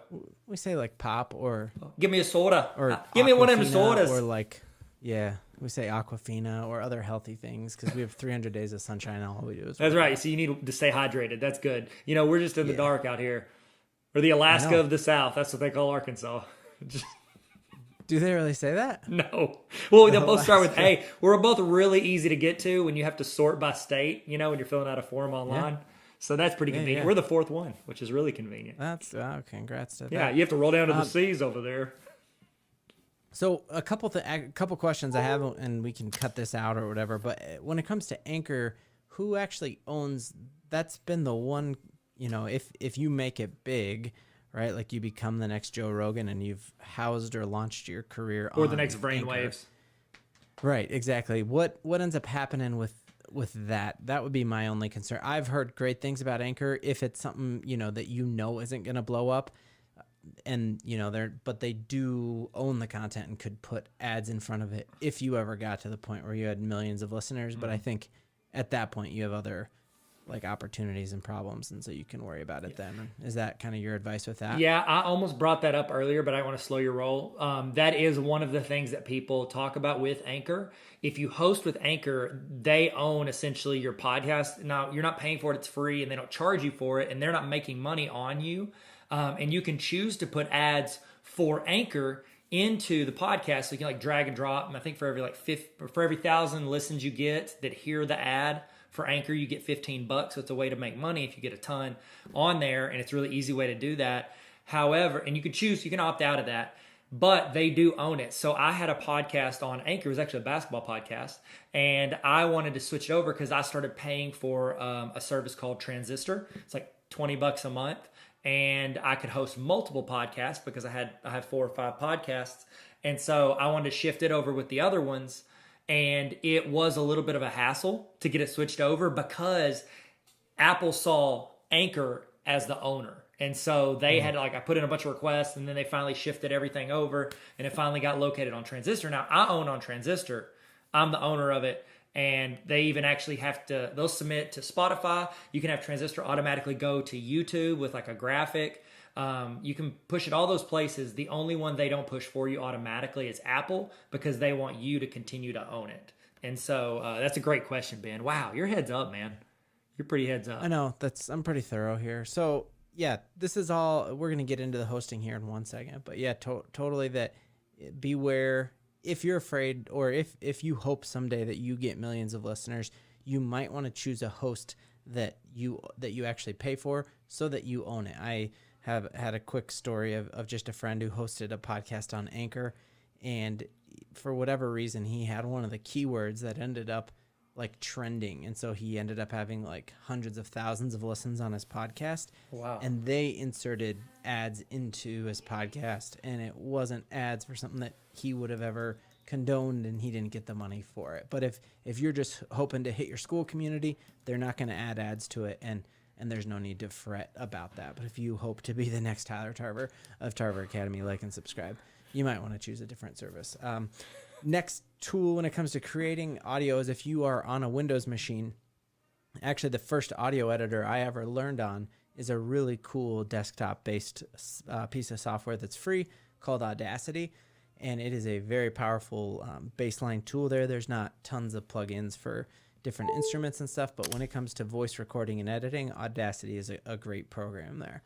So you simply, in any of those tools, utilize the playhead, which is that big line that you're used to seeing in iMovie or Windows Movie Maker or WeVideo, and that tells you where in your timeline you are, and you move that playhead all the way to the left, push the big red record button, and you start talking to the world. When you are finished with your audio, you export it as an MP3 or as a WAV file, whatever you're fancy, and then it becomes, where do I want to put this? Like, I have this awesome piece of content, it's time to put it somewhere, and that's where we dive into the hosting of your file. So you've recorded your audio, you have this amazing piece of audio, now you have to put it somewhere. And my parents would be like, well, I think I just put it in the cloud. I'm not sure what is the cloud or how I put it in the cloud, but yeah, you got to put that somewhere so that people can experience it. So you have it on your desktop, you have it in your documents, you have that audio somewhere. So now it comes to, how do we host that audio? And here are the screenshots of those different tools, but you can see it's all the same with waveforms and playheads and red record buttons and all of that kind of stuff. Don't be overwhelmed by all those words he just said. Okay, guys? Don't be overwhelmed. Ben's a smart guy. Ben's a smart guy.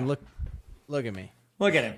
Would you look at him? Right, absolutely. So when it comes to hosting audio, a couple different things. The first place is, you can always, if this is a podcast for your students, you can host it directly in your learning management system.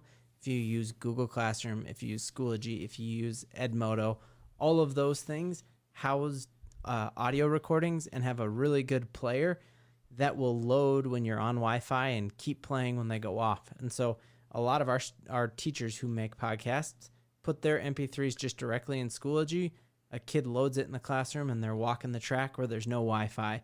But since they loaded it in the classroom, it's golden and working. So the first place I would say is, you could easily put this directly into your learning management system, your LMS. The next place that's a great place and a really underrated place, since we are all, I don't always just talk bad about Google, since we're all teachers and most of us are Google Apps for Education, unlimited Google Drive storage. That is a great place to house your audio file, because then you can, in the sharing options, change it to anyone with a link can view, and you have unlimited. Really, like, I don't know why more people don't house audio inside of Google Drive. Yeah. Tyler, have you ever heard of anyone throwing it in there and sending the link out that way? Yep. Actually, I have some teachers that do that, because, I encourage them, like, hey, toss it on YouTube, and they can make it unlisted. But a lot of them would, because you can actually, like you said, make the link in Google to where anybody with a link can listen. But a lot of them can go in their classroom and just share the file with their class, so only people in their organization can listen to it, because you have to be logged in. Or they can just share it with specific students, so only their class. Because that's one of the things on YouTube is, you can say unlisted and you have to have the link, but then a student could grab that and toss the link on Facebook and share it with the whole world. So they can be really specific with what they're talking about if they just share it with their students. So that's great, man. Thank you for saying that about Google. I appreciate it. You're welcome. The other cool part about throwing it in Google Drive is that regardless of device that you're listening to, it works super well on an iPhone, an iPad, a MacBook, but then it works even better on a Google device. So that's the great part. Anytime I do this session at a conference, I always make my podcast and put it in Google Drive, because I know that with that link, I then usually make that link also a QR code, so they just hold it up to the screen and it's playing across all platforms. And so Google Drive would be a great place to put that as well. I've also heard of folks who have Dropbox accounts who put that in the Dropbox account, who use their iCloud account. SoundCloud. You ever host a podcast in SoundCloud, Todd? I haven't. I have gotten copyright-free music from SoundCloud and put it in YouTube videos. But I've never hosted a podcast. Now, I had a podcast that went there automatically, because they push it out to all the different streaming services. So I guess, yeah, I have, to answer your question. You've been there, man. Yeah, SoundCloud that's rapper. awesome. So, that's me. So then there's obviously the big ones, which now we're talking about: Google Podcasts, Apple Podcasts, Spotify. Those are places that typically, unless you're using something like Anchor, your podcast host provider will automatically put it there for you. So Tyler already mentioned his podcast provider, which is Transistor, you said? Yes.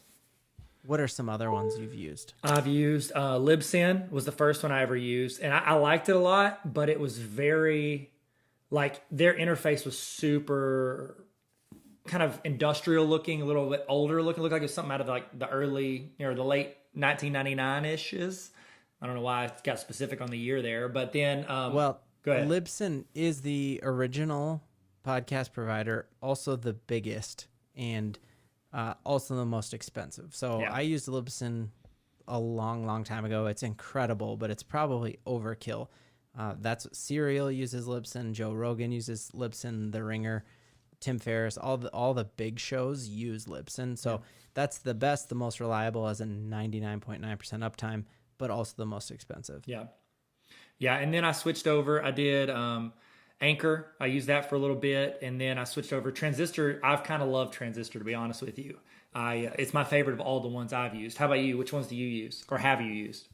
Yeah. So like I said, I used Libsyn when I did my own podcast like many years ago. With the current one that I'm working on with Brainwaves, we use Simplecast, and we're very happy with that. That's a great one. I think it's $20 a month. You have unlimited. A lot of these places charge you by the megabyte that you put up there, so you have unlimited. So we can upload as many different episodes as we want. We're not limited anyway, and then it goes really well, and it puts it in all of those places for me. I know some of them also charge you based on the amount of downloads you get. So if you hit a certain amount of downloads, which Brainwaves is super popular, have you had to like pay a higher rate any months because you've had a bunch of downloads? That's the other cool part about Simplecast is they do not upcharge for any, like, even if they had a Serial, they do not charge any different. Oh, wow. That's awesome. Their tiered pricing comes into how much you want to dive into the analytics, and so you can check episode, like you can check not just on Apple Podcasts, but you could dive in and say like what % of my listeners were still listening at the 3-minute mark across platforms, and what %, like I want to compare Spotify users, what time of day Spotify users listen compared to what time of day Apple Podcast listeners listen, so that I can adjust when I put my ads out there and stuff like that. So that's where their tiered pricing comes into how deep you want to dive into the analytics, and we just pay to kind of just see the baseline. Like we want to see general time of day and then how many listeners we have per episode. And after all those zeros, I just, it's all the same to me. That's good, man. That's so good. Yeah, that's really good analytics, because that's one of the negatives that people have always said about podcasts. You can't see a lot of specifics. Where do people drop off? What's your listener rate, especially across platforms? That's awesome, because I know podcasts like Apple themselves have just like over the past year or two really kind of tried to invest in the analytics. And I feel like mine never like really matches up. But then again, I know it's pushing out beyond just Apple, but I like the idea of one of them really breaking down the analytics. Yeah, so that's really cool. But again, it's all about how big, who's your audience, and how do you need to get to them. And so if you have big dreams of hitting a global audience, I would suggest you look into a paid podcast host. If you are looking for just your school community, I highly recommend just putting it on Google Drive, putting it inside of your LMS, or putting it on YouTube. Those are all great options. And then it really just comes down at that point to how do you get your audio to your students, to your audience. And so you could easily post the link to it to your learning management system. You could do QR codes and guerrilla market it and put it around different places inside the school. There's a lot of student podcasts in my district, and students will, hang up the link to the QR code and put it in the locker bay. So there's just tons of way to share it in there. And then obviously your viewers don't need to know this, but just social media is a great way to share that you've listened or to something super cool. Yeah, it's also really nice because podcasts are free. There are some services where it's like, hey, listen to this podcast on here and pay like $3 or $6 or $9 a month. But almost, 99% of the podcasts you can listen to, they're free. And so it's a great way to, kind of pay back these creators for, making and taking all this time to provide you with value or entertainment or education. And so just by sharing it and giving them more exposure, that's a really cool thing you can do. Totally. Yeah, as a podcast host myself, I would say that people sharing on social media means more than ever if they sent me $5 or Well, you get it $500. You get you're a big money podcaster. 500,000, Tyler. Yeah, that's a signed Von Miller jersey behind you. So he gave it to you personally. I think because you see my webcam, they get to see the good stuff. So I think they see Timothy Tebow. Oh, Timothy Tebow. I've heard of him. He is probably the best college quarterback ever. Really? Pretty good. Is he better than Matt Jones? He's awesome. Because Matt Jones is pretty good, and I worked at a summer camp with him once. He's pretty tall. I don't even know that. That hurts. I don't even know who that is. He's pretty tall. That's good. Tyler, anything to add before we dive in then to how teachers might empower their students to create their own audio experiences? Any other things to add? One other thing I do want to add when we talk about platforms is don't undervalue YouTube as an audio platform. The premium service for YouTube is YouTube Premium. It's the one you could pay for. Well, that allows you to play a video and then get out of the YouTube app and still hear the audio. For me, a lot of times I will click on something. I'm listening to something from Carl Lentz right now, Carl Lentz and TD Jakes, and I was working out in the yard. I hit it on YouTube, listened to it, and then clicked out of it and closed out my phone, and I can listen to it like it's a podcast. Fun fact, Ben, and this is talking about music. I don't know how it plays in with podcasts, but I would assume it's in the same bucket.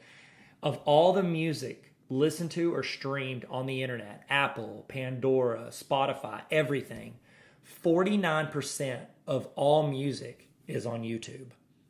Audio is, and that's like everything else is the other half, is everything else combined. YouTube has half of the market in music. And I think that we're going to see a rise in the audio market for YouTube as well. So just throwing that out there. Don't undervalue it. Even if you have to just put like a graphic up and then stick the audio. A lot of people listen to Joe Rogan. His podcast has a YouTube channel as well. A lot of people listen to it on there as opposed to just on Spotify or Apple.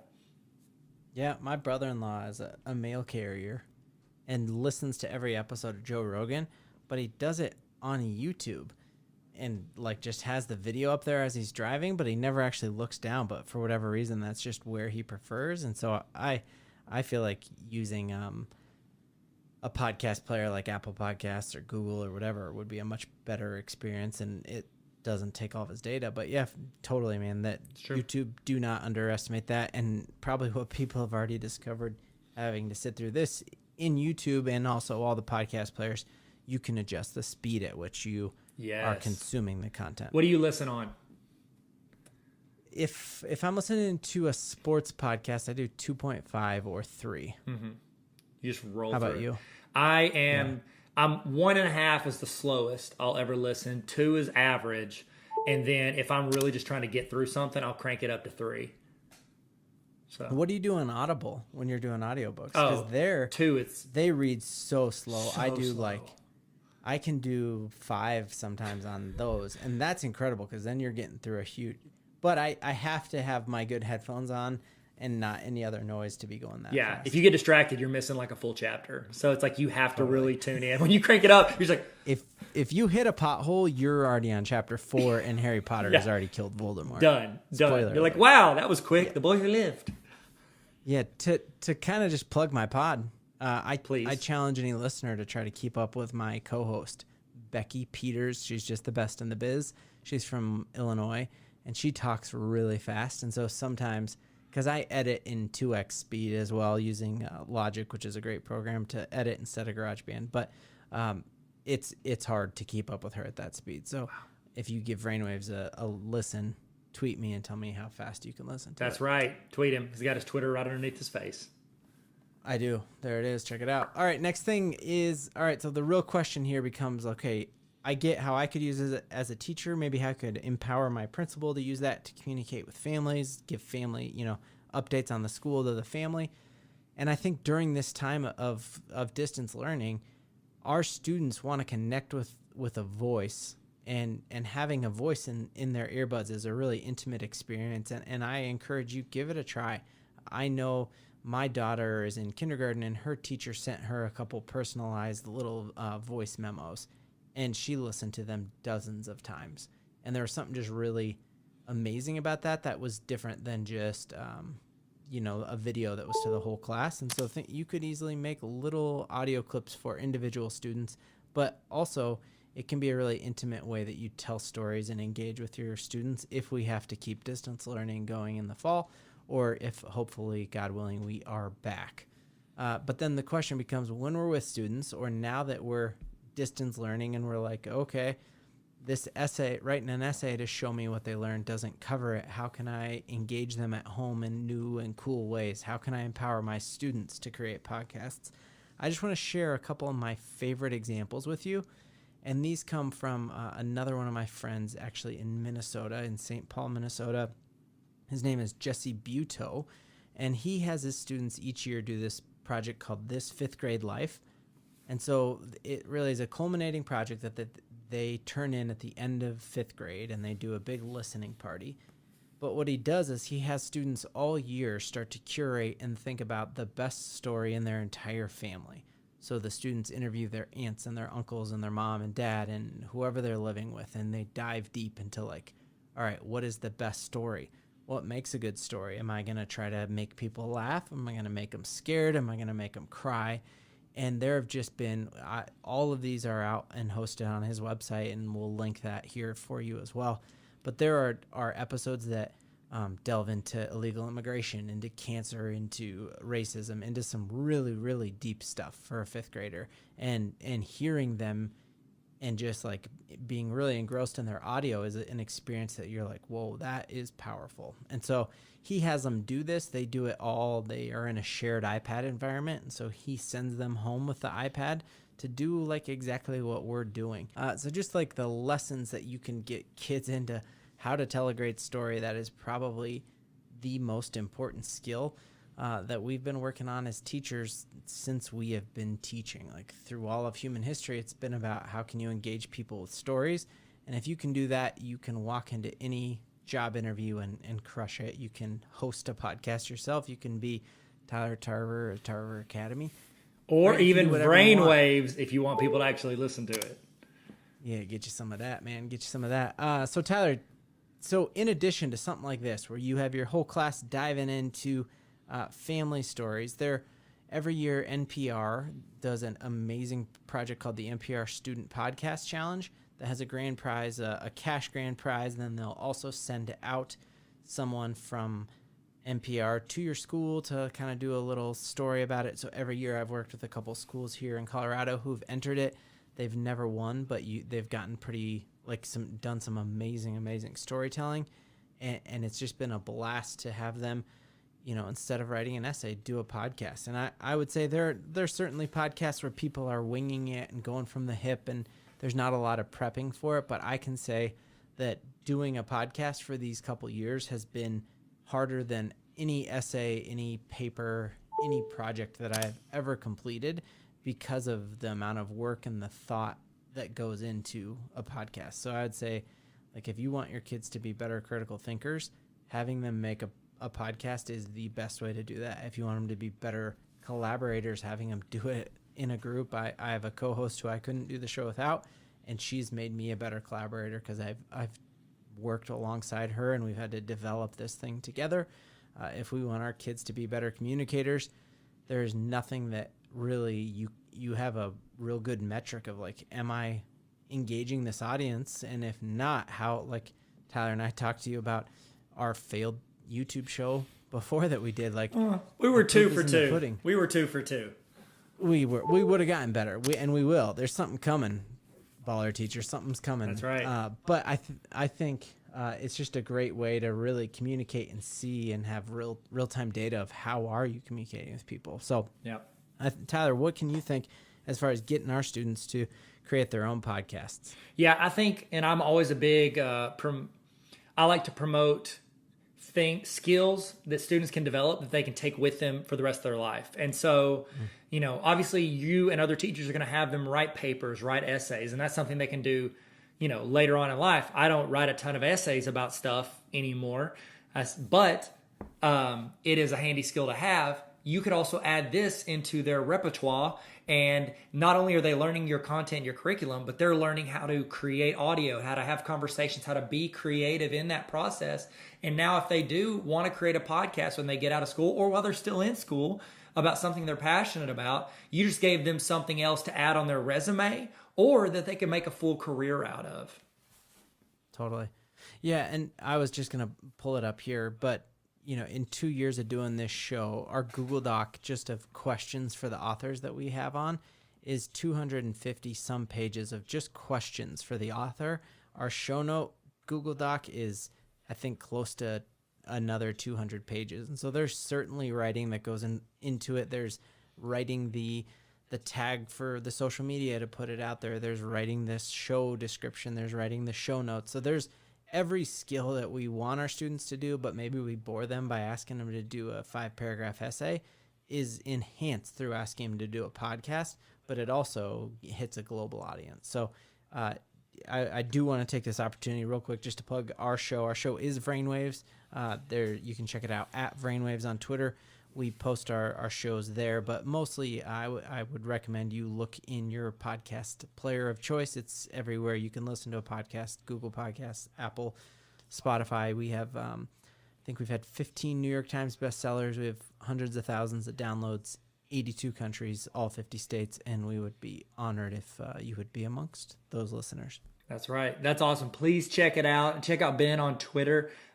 He is an awesome educator who is very innovative, always throws out resources, thoughts, and he's just a great dude. And I love to support great people. Ben, thank you so much for pouring into these teachers and helping them get better every single day. Thanks, man.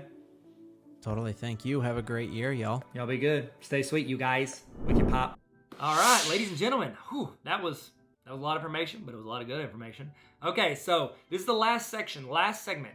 Remember, if you haven't already, get another device so you can get on. All you need, you can get a Chromebook, you can get, you could do it on your phone, but it's going to look different. Phone or iPad, it's going to look different than what we're doing on the screen. I'm going to do and create a podcast through the desktop version.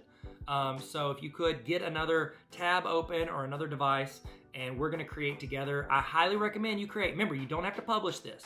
Okay, at the end, whenever we're creating it, just don't publish it if you don't want to, or you can actually create your podcast. We're going to go through everything from recording, adding transitions. We're going to do intros.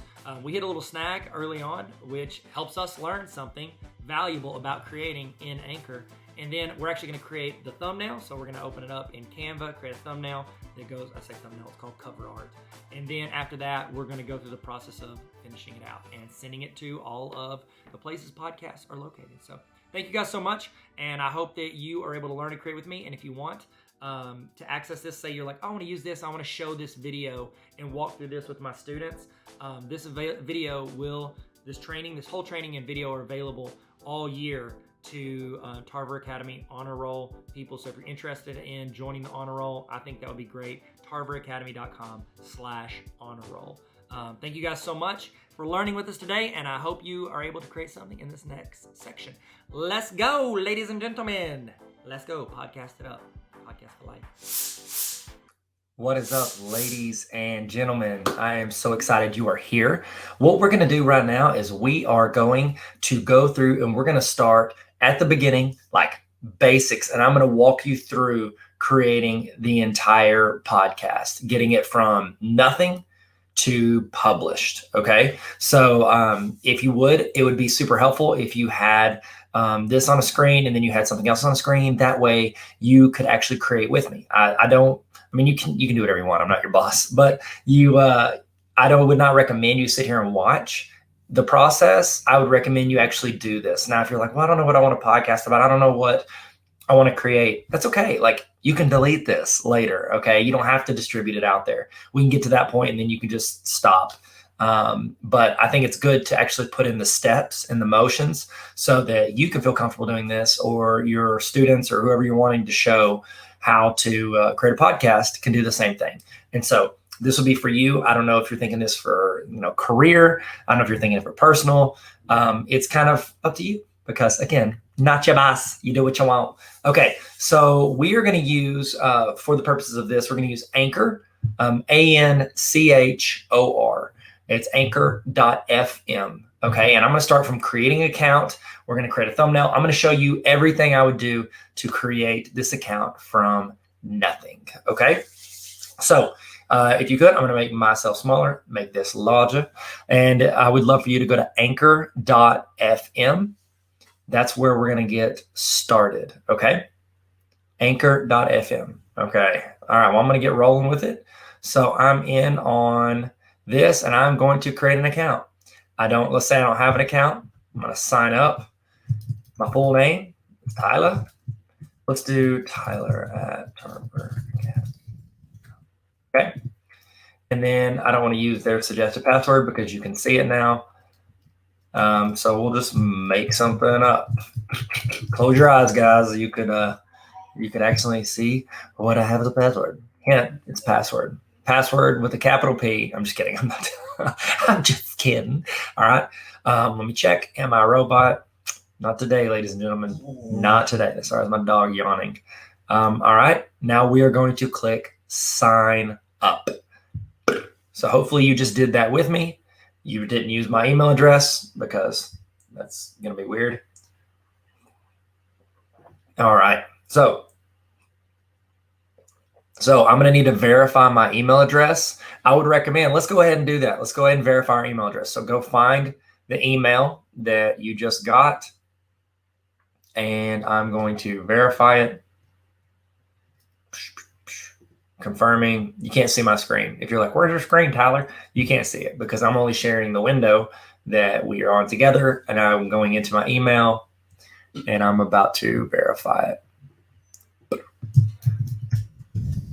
Sorry, I just don't want it to hit any hiccups later, and hopefully you're doing the same thing right now. Again, this is a create with me session, so it's going to move like this. And if you're just sitting here watching it like it's a movie, it's going to feel a little weird. Not a little weird, but it's going to feel like you're like, what's happening? What's happening right now, Tyler? Okay. So here we go. Here's one of the things that I love about Anchor. It is super easy to do. So no matter what grade level students you have or your experience with technology, I think that you could start at the beginning and it's going to walk you through the process. There are a couple others that are pretty new that I like. And if we have time, we'll go in and create a podcast with them as well. And then you can choose out of the two which one you do. And you're like, well, I don't want to see how to create it twice. Here's the deal. It is good to see the reps with different podcast platforms. I've used Libsyn. Well, back in the day, that was like 10, 11 years ago. I've used iWeb, which doesn't even exist anymore as an Apple thing. iWeb, I've used Libsyn. I don't know if I've used Podbean. I've Transistor. I've used Anchor. I've used Podcastle. I've used a ton of different podcast platforms. And I think you just got to find one that fits what you need for how much content you're going to create, how much money you want to put at it. So that's why I always recommend Anchor to start with, because here's the deal. I've made a lot of content over the years, and I have advised people and I've helped people. It is hard to continuously make content, especially if nobody's watching. I've done that for years, made a bunch of content. There may not be anybody watching right now, but I doubt it, because then who would have heard me say this? So at least there's one person, and that's you, and you're the only person that matters. I'm just kidding, but you're the only person that matters. The thing with creating anything, creating content, all of this, it is extremely, it's just a process, and you can't quit. And that's why when people are asking, like, what if I start a podcast or a YouTube channel, or I do this or do that? I always recommend, think of something you would want to do if no one ever watched it or paid you $1 and you would still want to talk about it. Awesome. Go do that, because there's a good chance no one will ever pay you $1 for it. And there might be a chance you have 8 people that watch it. But for those 8 people, you're hopefully adding value. Or maybe it just fills you up to talk about this thing that you're very passionate about. So when you're talking to your students or when you're thinking about what you want to create, think through that. Okay. So we are going to go in and we're going to make our first episode. Okay. So let's go. And we're just going to say, let's do it. So whenever you're creating a podcast, you have to have at least one audio episode before you publish it out into the world. Okay. So you can't go in and just be like, oh, I want to create it, but I don't have anything audio done. They're not going to let you put it out there unless you have that audio clip that would go as your first episode. Now, they just set it in there in their little tip. If you don't have a full episode yet, that's okay. You can make an episode trailer. You can go in and be like, all right, well, this podcast, this is the, the We Like Pizza podcast, where we talk about pizza. Nacho, there it is. Nacho Average podcast. That's from a show, Parks and Rec. So this is a Nacho Average podcast where we talk about nachos and how great nachos are. So, which, by the way, I'm not a huge nacho fan. In the chat, are you a nacho fan? And if you are, why? Like, the chips get soggy and then you're just eating like wet chips and it's gross. It's like, why would you not separate the chips and the cheese dip and then dip it at will so you always get a good crunch? That's just my thoughts. But in the chat, I would love to know your thoughts, because the Nacho Average podcast, love to hear your thoughts. So that's our fake podcast. Let's do that. Let's do the fake podcast, Nacho Average podcast. That's what I'm going to create for you today.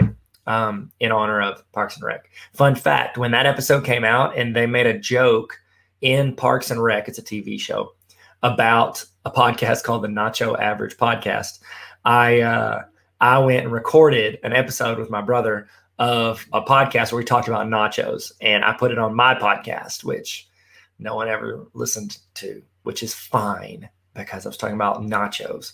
Actually, it was funny because I was being very meta. I was making a podcast about a fake podcast referenced in a TV show, which TV shows are really just fake situations with human beings. Wow. Go on a little tangent. It's a good time to take a drink. Look at that. You're the first people to see it. It's a Baller Teacher mug. So available at tarveracademy.com/shop. Actually, it's not, but maybe I'll put it up there. It might be up there. I might put that on there. So we're going to create our episode. Sorry for getting off that. I had to think of I didn't know, like, literally going into this, I'm like, I'm going to create one. I didn't know what it was going to be, but now here we are. So right now, the reason I like Anchor is because it's free. It's free and it's super easy to use. So you can use it. You can have your students use it, and it's not going to cost you $1. I personally pay for Transistor for all of my podcasts, but the reason is because I have more than one podcast. I've got like a ton of podcasts, which are chilling right now because I'm doing a ton of trainings. But I'm going to kick them back off in the fall. And I like to, I keep it there. Transistor, and I think I pay like $20 a month. And the reason I like Transistor is because multiple podcasts, and it's super clean, super easy to use. Way better than whenever I used Libsyn. This is not sponsored by Anchor or Transistor or Libsyn, obviously, because I just said they're not very good. But I'm just giving you my honest opinion without any funding dollars towards it. So let's go in.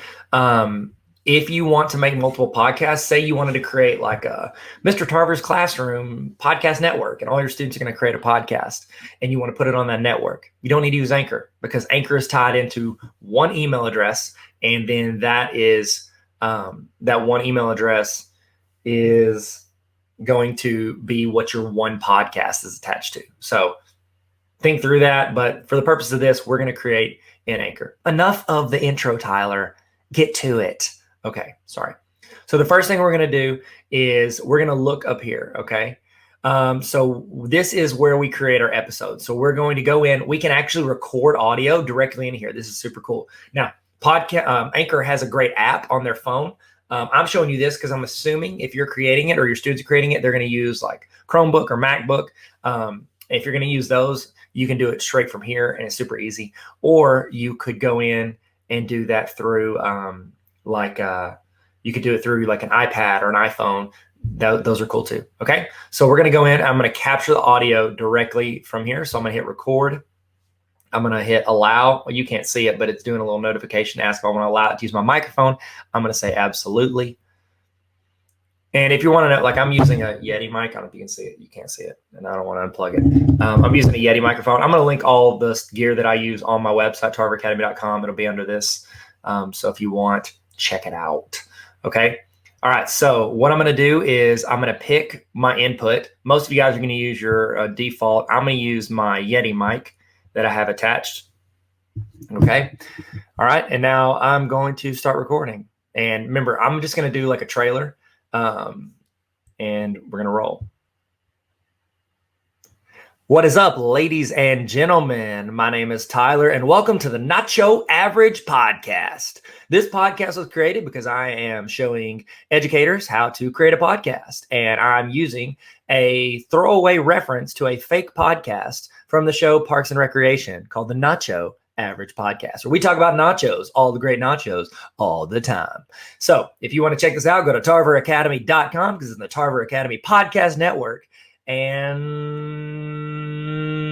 that's our intro. That's how you do a trailer, ladies and gentlemen. Nacho Average Podcast. Welcome to the show. Don't forget to hit the subscribe button. If you don't think this is 5 stars, you can leave because you don't deserve to be here because it's the greatest podcast, greatest fake podcast, fake of a fake podcast ever created. And so hit those 5 stars. If you think you're going to hit something less than that, then what are you even doing with your life? Okay. Recognize greatness, what's in front of you. Here we go. Hashtag strive for greatness, ladies and gentlemen. Here we go. Okay. This is where I should end this part. And so I'm going to stop talking. See you guys at the second episode. The first episode, this is the trailer. The first episode coming up. We'll have episodes every Monday. That would be how I'd say this if it was true. We won't. But if this was a real podcast, we'd have podcast episodes every Monday dropped right into your podcast streamer of choice. Thank you. Stay sweet, stay humble, and always be baller. That's what's up. Stop recording. Okay, so I'm sorry, I got kind of carried away there, but I was just excited to excited to be recording a podcast again. My friend Neil and I have a podcast called the Explain Everything Podcast, and so we went on pause for a minute. We're about to kick off season 2, so subscribe. Explain Everything with Tyler and Neil. It's in your podcast browser of choice. I'm stalling as that audio is processing, and now it is done. Okay. So I have my audio clip here. You could do that in segments. So I could go in and I could record more audio clips.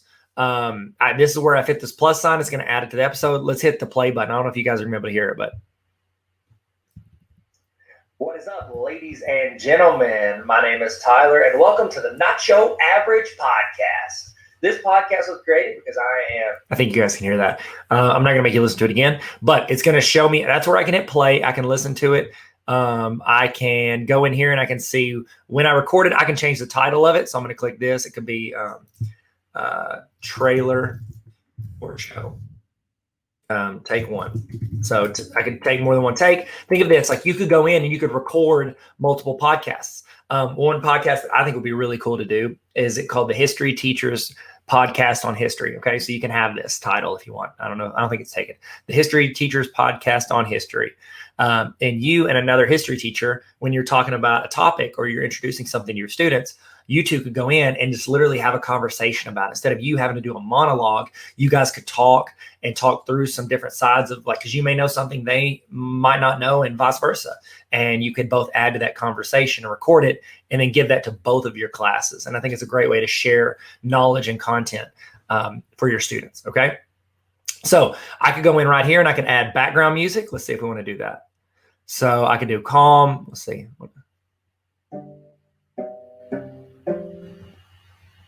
Let's do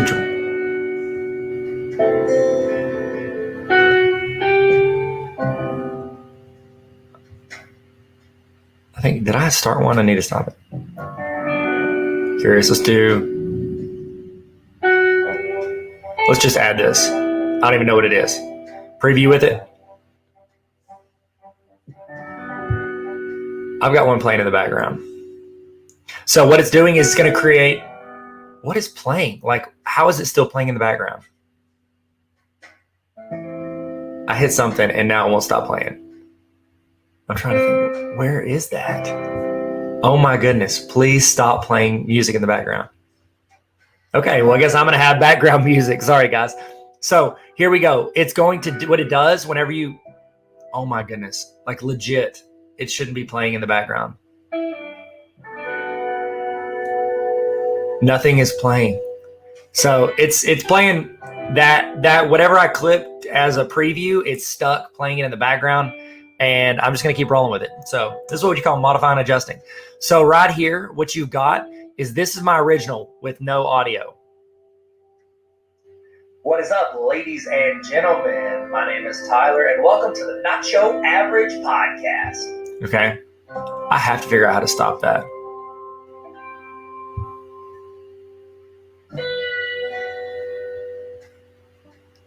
Let's see. None of these are playing.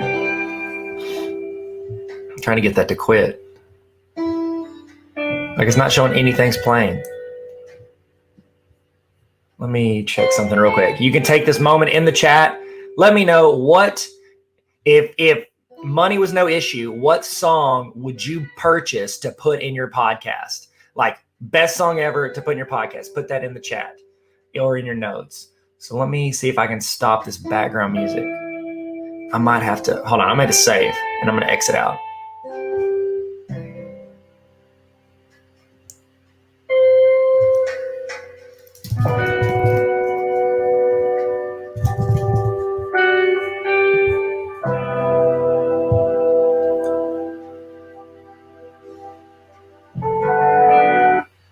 Okay. Sorry, guys. We had to go in and fix that. Apparently, I hit a preview of a song and I could not get it to quit. So we got it to quit. Kind of stuff happens. If you've ever taught a lesson, you know that's about par for the course. So I'm going to go in. What I did was I saved it as a draft so I could go in. I can go into finish episode. I'm going to go back to where we were. Hopefully, you stayed where you were. Where is it? I'm going to find, I need to go in. I want to save as a draft. Oh my goodness. Are we going to start over? Please don't make me start over. Okay. So I'm going to my dashboard. I'm going to see if I can edit this. I'm going to edit this episode. I want to go in. I don't want to stop there. We're still talking. Okay.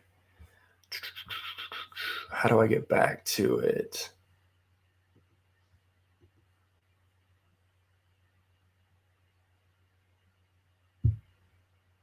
Okay. Sorry, I'm trying to get back to that episode where I was editing. One sec. Man, that was fun. A little bit of I don't want to delete. I don't want to delete it. Come on. Let me get in there and edit. Let me edit the audio. Maybe I can click on this. Nope. Okay, let's see if we can get in and get there. Man, okay, well, we just learned something about this. If you get out, it doesn't look like you can get back in and edit the audio of it. Maybe. Nope. That's for that. I want to go in. Okay, so if you start creating your episode, it looks like if you save it as a draft, you can't go in and edit that afterwards. So let me see. That's something important to learn as you're creating this. So let's go. Trying to think where else I could click. Update, save draft. No, don't want to publish. I want to edit. I want to go in and I want to edit this episode. Okay, let's go in and see. Okay, so apparently if you start editing your episode and let's see, finish ep. Okay, it's not going to let me go in and edit that. All right, so we're going to have to do, because I didn't get the chance to finish doing that, so I'm going to go in and show you again. So we just learned something extremely valuable. One of the time, this is just education, and I think you guys know this. A lot of times as you're doing stuff, and the reason I want you to get in and play around is we just learned something right here. This is extremely valuable to know. If you're working on an episode and then you bounce out of it and you're like, okay, I'm going to save this. I'm going to come back to it. You can't edit the audio when you come back to it unless I'm missing something somewhere. And if in the chat you see where I'm missing it, you can throw that in there. But I don't see where I've messed anything up besides the fact that I tried to save this draft. All right, cool. We're just going to go in and I'm going to delete this episode. How do I delete this? But we learned something. Nope. We just learned something super important about the editing process. So if you have students, don't start this at the end of class because they can't save it and come back to it. they're going to have to go in there. I'm sorry. I'm giving it one more shot. Let's see. I'm trying everything I can to go in. It's 0 seconds because I never got the chance to put it in there. We're just going to go in and we're going to hit delete episode. Okay. So I went to episodes. I went here. It's not letting me change it. So I'm just going to hit delete. Yes. Delete the episode. We're going to create an episode. Okay. We're going to hit record. I'm not going to go through as long as I did last time. So we'll do this. Yeti mic, start recording. Hey everybody. Welcome to the Nacho Average Podcast, the fake podcast based on a fake TV show, which is really just fake real life. And this is where we talk about nachos all the time. Hope you guys enjoy it. The first episode will kick off this Monday.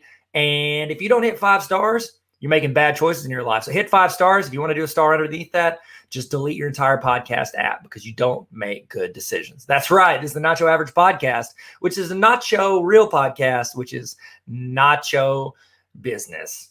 Okay, here we go. Kicking it off. New episode this Monday, coming to streaming services near you. Thank you so much and have a great day. Okay, bye. Okay.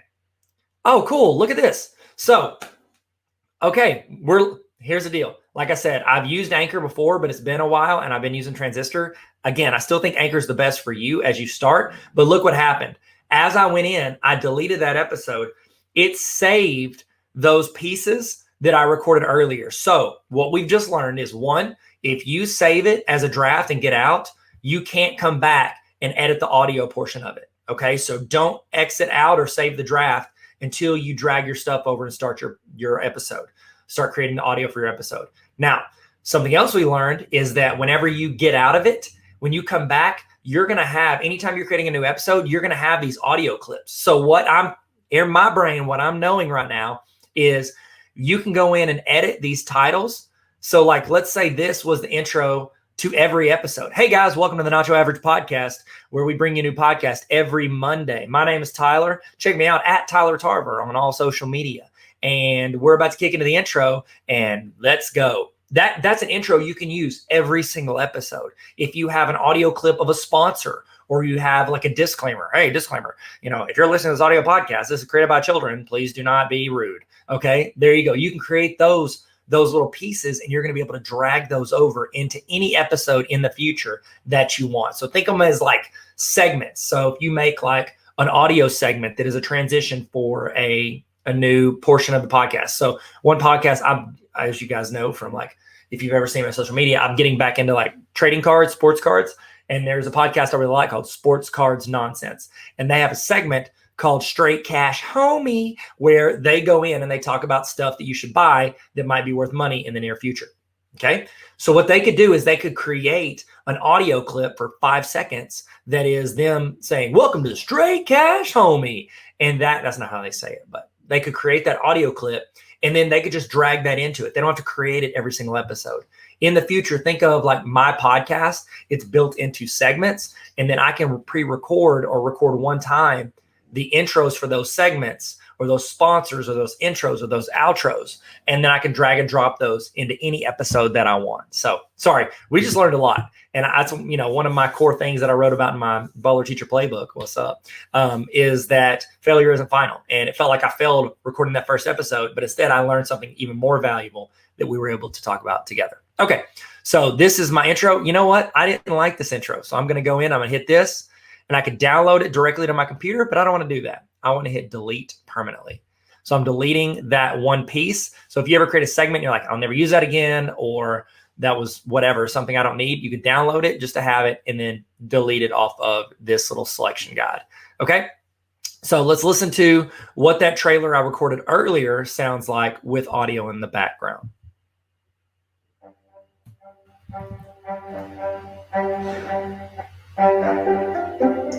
What is up, ladies and gentlemen? My name is Tyler, and welcome to the Nacho Average Podcast. I don't know if you can hear the audio in the background underneath, but it sounds pretty decent, okay? So we've already added background music. There it is, trailer for the show. I'm going to say trailer for the show with background music. With background music. I would be very clear in my titles of all of these, especially now that we know we can go back and grab them and put them in there. So I'm going to put this, I'm going to click and drag it over here, or I can just hit the plus sign and add it to the episode. But I'm going to click and drag because it's more fulfilling. Okay, so over here on the right, this side right here, this is actually my timeline for my episode. This is actually the pieces that I'm putting into it. Now, let's say I want to, I'm going to just roll down here. I can reuse previously uploaded audio. So any audio that I've recorded before, I can toss into my library. That's pretty much similar to what we just saw with record, but that's where the old stuff's going to be housed. Okay, I'm going to let you see the screen a little bit better. Is that cool? I'm going to make this a little larger. I'm going to disappear for a minute. So whenever you're doing this, you could go in, let's say, add songs to your episode. Anchor's music tool lets you include Spotify songs in your episodes. Search the Spotify catalog and add as many songs as you want. Any episodes that include songs from the music tool will only be available on Spotify. Okay, so that is extremely important for you to know. Okay, and here's why. Because Spotify actually purchased Anchor. Spotify purchased Anchor. So they're trying to work across platforms and get you to where you're using their Spotify podcast app. Okay. Now, what this means is if you use this music, if you use this music from here, it will not be in the Apple podcast store. Like you can't watch it in Apple Podcasts, but you can go in and you can see it in Spotify. You can listen in Spotify. So by making the choice to put the music from Spotify, what they're telling you is this is only going to be available on Spotify. They're doing that because they want to drive people into it. Spotify has made a huge push to build their podcast network. And so like they purchased the Ringer podcast network. It's a sports and entertainment podcast network. They purchased all of it. They've purchased Joe Rogan. They've purchased a couple others. If you know of any in the chat, let me know, what is your favorite podcast? What is your favorite podcast? Oh, and tell me, do you listen on Apple, Spotify, or something else? Okay.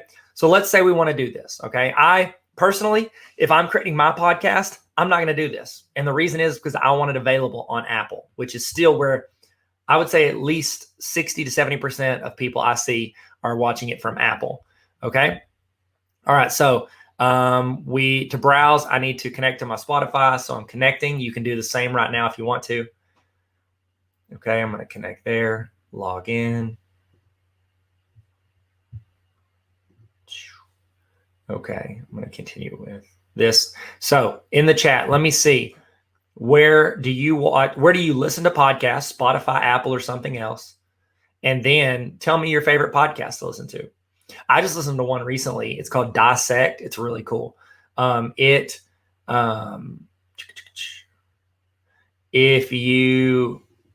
saying that.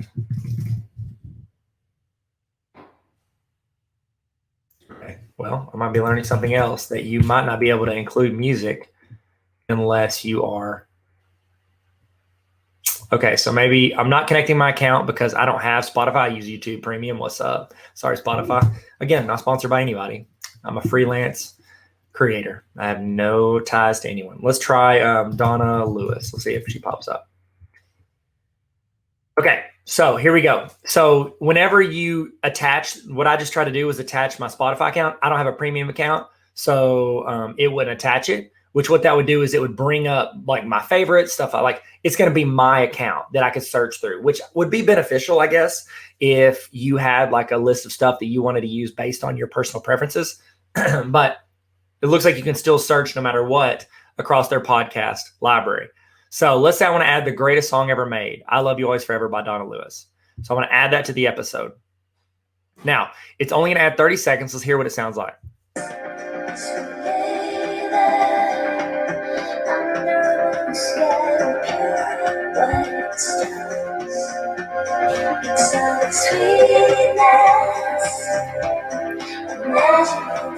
Okay, I probably need to stop, or else YouTube, when they see this, they're going to hit this and copyright me. I probably just did. You're supposed to only go 6 seconds. If you go 6 seconds or less in something on YouTube, you're good. If you go over 6 seconds, copyright. For my Baller Teacher Conference, I had 6 hours worth of content on there that I'd edited, gone and put it all. I put a 40-second trailer that my student made me of my book. It's like a promo for my book. 40 seconds out of 6 hours.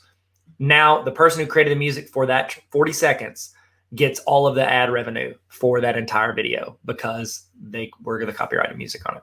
So I can choose, look up here on the right side, I've got my audio with my intro with the background music. And then I can click and grab, looks like Krillin's forehead, if you're a Dragon Ball Z fan. Go here. Do y'all remember the game? Did y'all ever play the game where you have all the dots and then you and your friend take turns and you get to do one line each and you're trying to make a box, and if you seal in the last side, you get to like own that box, and whoever owns the most wins. It's like Monopoly, but for people without a budget, which I played a lot as a kid. So there you go. You can go up here. Look, the difference here, this is red. That means that I created it and put it in there. Blue means I pulled it from somewhere else, okay? So there we go. There we go, okay? What up? Welcome back. Hey, Tyler here. How are you doing? How you feeling? In the chat, let's do emoji check. And how are you feeling right now? Have you learned? Oh, no. To this point, what is something that you are going to try in your classroom or implement that you might not have wanted to, an hour or two ago? What is something you're wanting to implement in your classroom? Put that in the chat right now. I'd love to see it. I know the other people in the chat would love to see it. I know it'd be some great input. So throw that in the chat and then you can also copy paste and put in your notes, just so you don't forget. Make sure everything you're doing, you're keeping notes of. Keep links to it, all of it, because I want you guys to be able to access and actually make your classroom better. I've sat through enough PDs in my life, professional development in my life, that I don't remember one thing from. I pray that you walk through this. I am hoping that you get something out of this training that you can take and use, once a day, once a week, once a year, once a decade, something that you use and implement, whether it's a mindset or a skill set or just any type of framework to build your classroom and make things better. Okay? Speaking of making things better, making ourselves better, I do want to give you, some thoughts on something that I offer, a community that we have at Tarver Academy that I think could add you a ton of value. It could help you get better all year. Because right now we're getting better with PD, with professional development. Hopefully you're getting better right now. This summer you're gonna hopefully glean some information, some knowledge, some experience, and you're gonna get a little bit better. I want us to get better all year. I want us to get better all throughout the year. And here's the thing with teachers. We do not have time to go sit through a 6-hour professional development once a week. So what I did was I created a community called Tarver Academy. And it was based on teachers telling me they wanted resources. They wanted a continuation of these trainings, of templates, of resources. They wanted to be handed to them, because if you go out and search for it, you're gonna find random stuff. They wanted stuff that could be applied to their classroom, that they can sit there, bite-sized professional development for busy teachers. That's Tarver Academy on a roll. And I would love for you to join if you want to. If you don't have to, don't pay for it. It's not very expensive at all, but I don't want you to have to pay for it. I would rather you use your district's professional development money. So if you want, have them go in, order that for you. Hey, here's the deal. Okay, let me be real with you. So you are signed up for the premium summer PD. Okay, either you signed up for it yourself, your principal, your administrator signed you up for it, or your district or your co-op.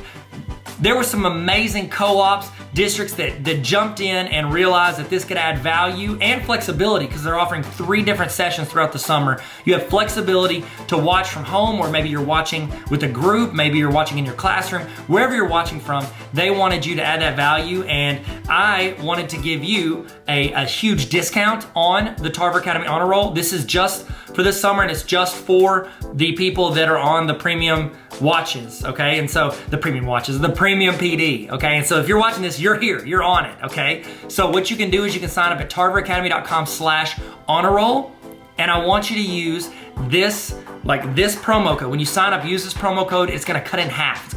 And it's one time for the full year, and it's gonna cut in half. Remember, use your district money if you can. So just write the promo code down, or put it in there and then get reimbursed, whatever you need to do. The promo code is premium, because you've signed up for the premium summer PD, and so I want to give you half off. So what that is essentially, you or your district or your co-op or your building paid for the summer PD, and so what it is, you get half off for these honor roll resources that come to you every week for the entire year. They essentially it paid for more than, it paid for half of this just because they signed you up for it, or you signed up for it. So it's actually a better deal than if you just like straight up bought it. But you'll get access to these trainings anytime you want throughout the entire year, plus anything new. I'm gonna send you something every single week to help make you better in your classroom, because when you get better, your students get better. In the email every week, you're gonna get either a template, a resource, you're gonna get a short PD video, professional development, a training to show you how to do something you might not know how to do, or reinforce you something you're maybe already trying.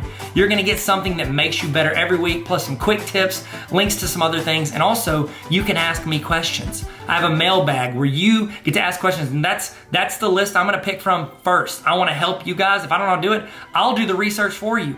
I'll build, you're like, oh, I really wish I had a digital interactive notebook. Guess what I'll do? I'll go in and I'll build digital interactive notebooks, and I'll give you the template. You don't have to pay teachers. You don't have to go in and throw the money at anything. I wanna just hand it to you, and I wanna do trainings for you to help you. So if you wanna join that community, I think it's super helpful, and it's essentially where I become the tech facilitator for you. It's Netflix for teacher resources, and I would love for you to join and jump on that. So if you want, go there. It's tarveracademy.com/honor-roll, and you can sign up for that.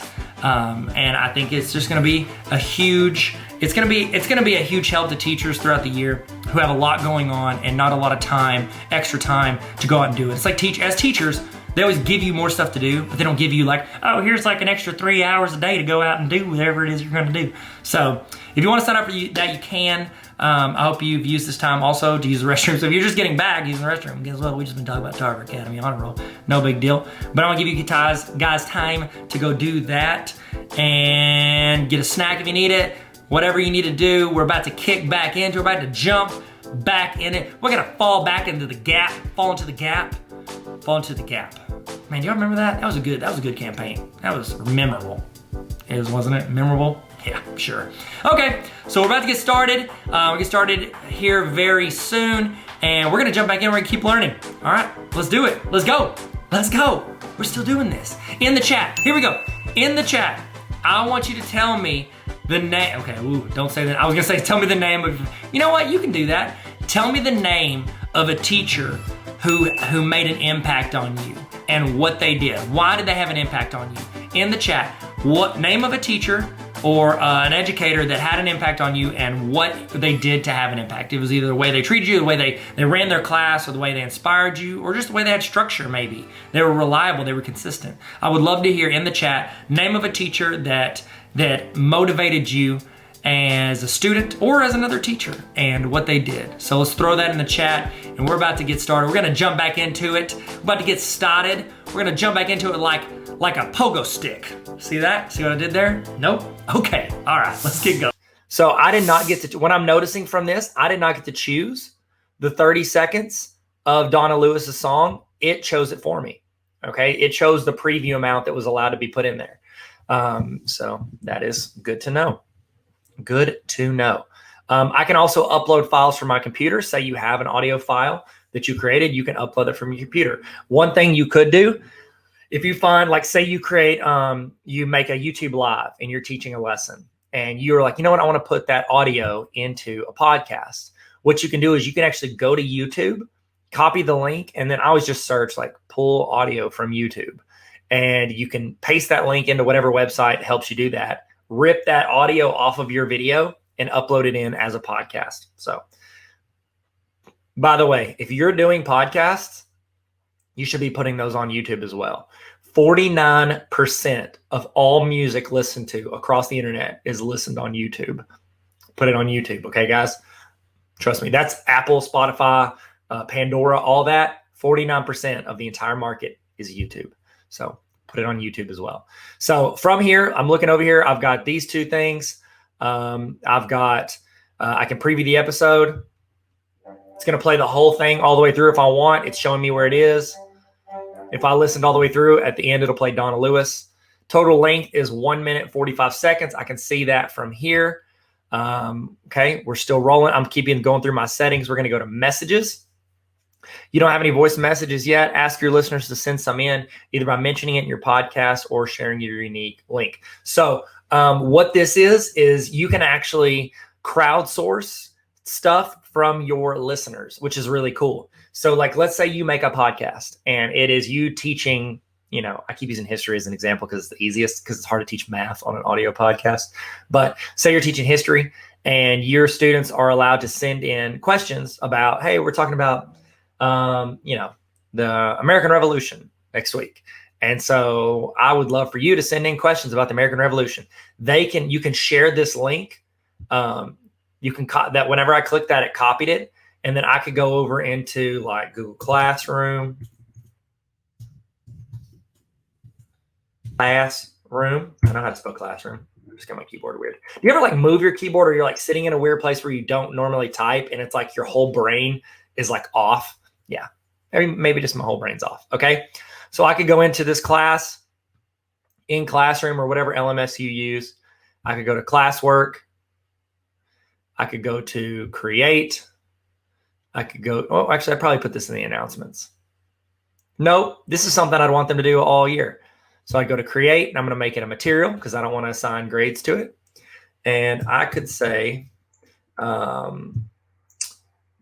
ask podcast questions. Click this link to record an audio question I can answer on my podcast. Now, let's say you're like, oh, this is for my class. It's just something I want to do and put out there into the world. And I want other teachers or whoever to be able to ask questions. You wouldn't put it in a personal classroom. You would put this on your website and be like, ask us anything. AMA, ask me anything. You can put that on the link for the website and then have people click it and they'll submit the audio. And so then you're going to be able to easily add those audio links into your podcast. So click this link to record an audio question I can answer on the podcast. Okay. And again, remember, this could be, I'm going to add the link. Okay. It's already copied it. I'm going to paste it, add link. This will go under create a topic called year-long resources. Okay. Hit post. And now I've got it available where students can ask questions. You could also do this for parents if you had a parent podcast, whatever. So I'm going to click it, and I'm actually going to record an audio question. Oh, I haven't posted the podcast yet. So future episode. Okay. Let's do this. It looks like I can still record it. Yes, sir. I have a question. What is this podcast all about? And is it even a real podcast? Thank you. Long-time listener, first-time caller. Have a great day. So there we go. Name your message. Is this real? Send this message or record again. Let's send it. Boom. Okay, so we were able to record what that would look like. So that's what it would look like for your students or for anybody. Uploading a recording. Retry. Why would you not work? I have the internet, or else I wouldn't be on this live stream. It might be having issues because I have not published my podcast yet. And so I think that's probably the issue, if I'm being real with you. I think that, there's no other reason it shouldn't be working. Let's check this. In the chat, what would be a good crowdsourced question you could do for maybe the podcast you're thinking of making? So like, think of the podcast you'd want, and then what would be a question you could leave on there that people could ask? So throw that in there while I check to make sure this is happening, not because of my Wi-Fi, but because of, it's not published yet.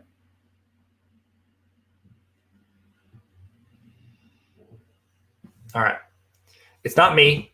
It's because I haven't published the thing yet. So there we go. It's not going to work again because I think that's what's happening. Excellent. So remember, you're going to have to publish your podcast before you go in and do that. But what I'd be able to do is whenever that happens, those messages are going to show up right here. And then I can listen to it and be like, you know what, that's a good question. I can add it in, and then I can go back here and I can record the answer to that question, and I could drop that right behind the question. So this is a really easy and nice way to crowdsource and get your community involved. If you're creating a podcast, whether it's for your students or for anybody out in the world, it is paramount that you help create community with what you are doing. So that's what I highly recommend. So sweet. and then transitions. These are just transitions between sections. If you ever listen to a podcast, they don't usually just say, hey, what's up, guys? How's it going? Blah, blah, blah. All right, now the episode started. Like they have like a little music transition. And these are all short, 3 seconds, 13 seconds, 2 seconds. So we could do like this.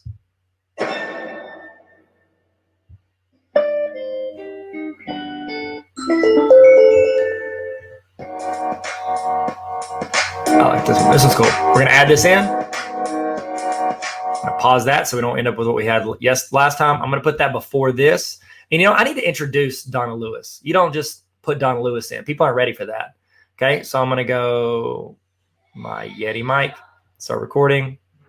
Hey, guys. Thank y'all for listening to the trailer. Now I would like to, you know what? It is a staple of this podcast to show off the greatest song ever created in the history of man. And we all know that is I Love You Always Forever by Donna Lewis. And so what we're going to do is we're going to listen to 30 seconds of her song, because that, no matter what the podcast episode is like, that will make things better. Donna, take it away. Okay, so this could be a piece of audio that I put in, and I'm going to put it in to introduce Donna Lewis's song.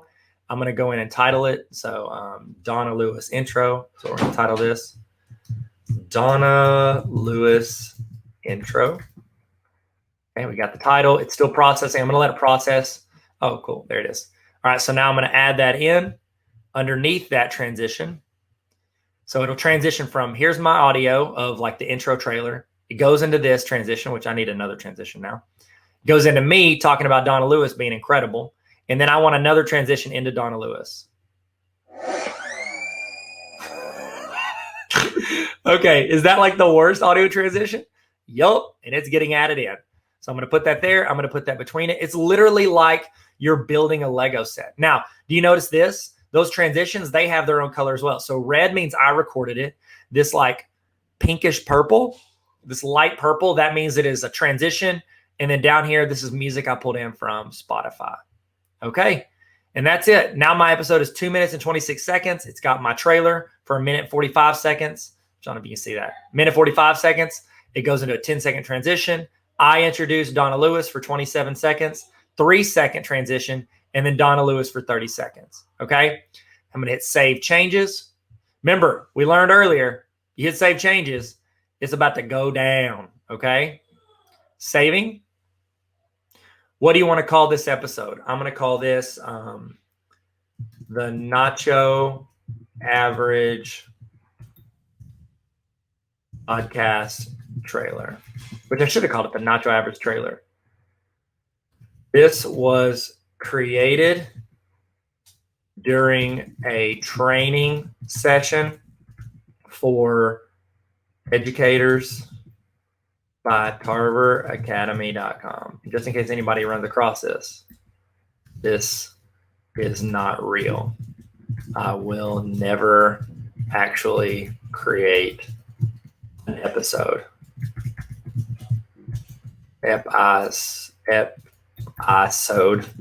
of this unless you pay me. Hit me up. Okay. So there we go. We could toss links in here. This is your description. This goes in the podcast. Like let's say, okay, so I'm going to go in. Explain everything podcast. Okay.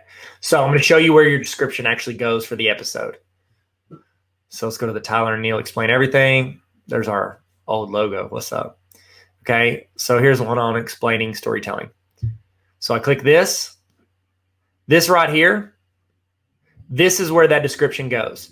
A lot of times what people do in the podcast description is they'll actually tell you what's happening in the episode if they're good. Neil and I didn't because I had to write the description. I didn't want to spend a lot of time.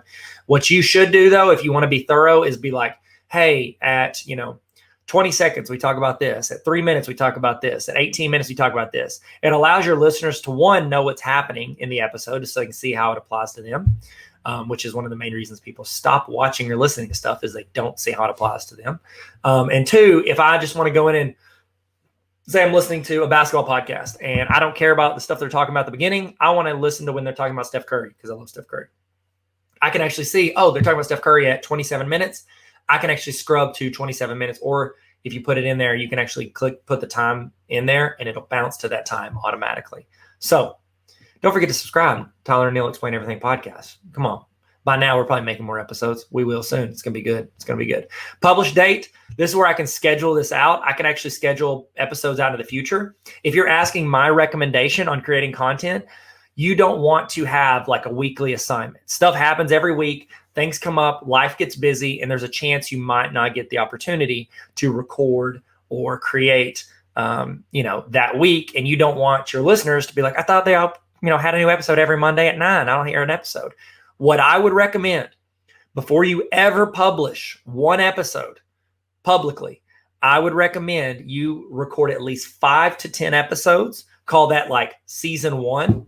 And then you could go in and schedule those out. Like you get them, you record them, you record your episodes, whether it's you and a co-host or you talking, or maybe like you're interviewing people, record 5 to 10 of them, edit them, and then schedule them a week apart. So when you hit drop the trailer and you drop the whole show, you've already got 10 weeks worth of content. You could never touch anything. And you've got the episodes scheduled out for the next 10 weeks. If you have questions on that, let me know. But you can go in, schedule the time and day that you want to have this. And I'm going to reset it to now. So I'm going to make this go live immediately.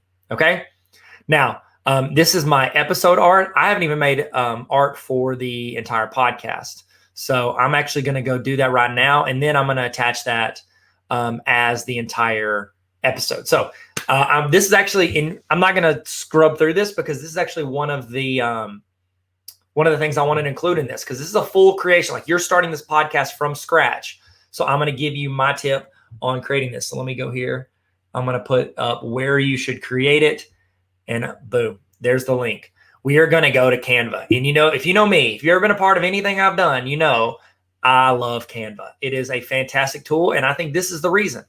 I'm not joking. I've had podcasts for over a decade. Whenever they first started doing podcasts, one of the hardest things to do when creating a podcast was that you were, one of the hardest things to do when creating a podcast was that you had to get the perfect parameters for your podcast art, like the cover, and upload it to iTunes. Because iTunes is very strict. You can't upload a podcast without art. You can't do it if the dimensions are off. You can't do it if the quality isn't good enough. You have to be you have to meet all their qualifications. Apple is just strict with stuff that goes into their phone. Apps, if it's a podcast, no matter what it is, Apple is super strict on it. So it used to be one of the hardest parts. Now with Canva, it's super easy. So I'm in Canva. You've clicked the link. You've gone there. You're on a bit.ly/Tarver Canva. And all I have to do is go to the search, type in podcast. They have templates for podcasts. So I'm going to click podcast cover. It's going to load up.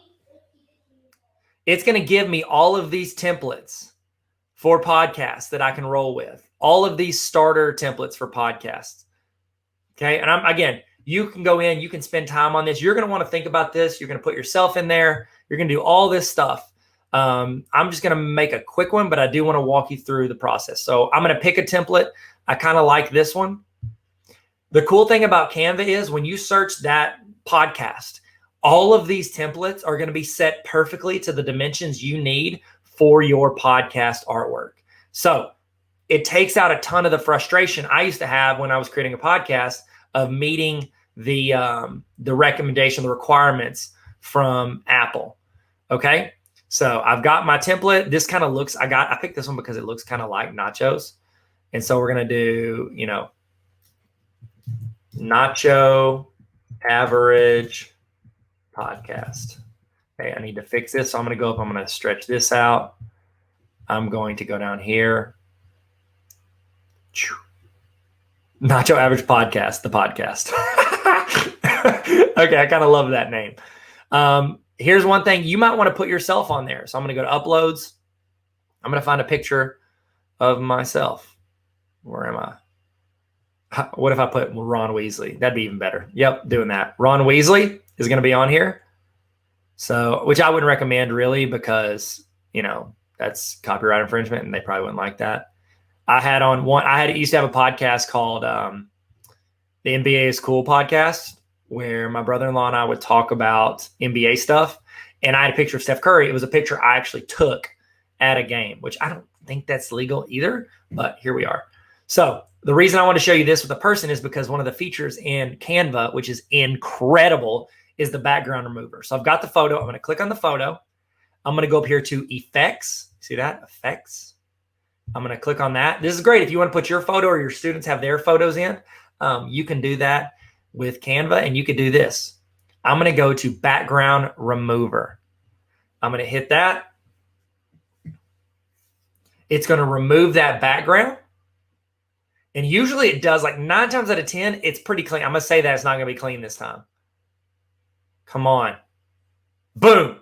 That's pretty clean. That's a pretty clean background remove. Okay, so I'm going to make him a little bit bigger because he's Ron Weasley. Hit save. Okay. I wonder if I can make him orange, like he's covered in nachos. That would be weird. That would be weird, right? Maybe it's because, he's got red hair. It's kind of like the color of nachos. Both great, by the way. If you're redheaded, awesome. In the chat, what color hair do you have? I'm just kidding.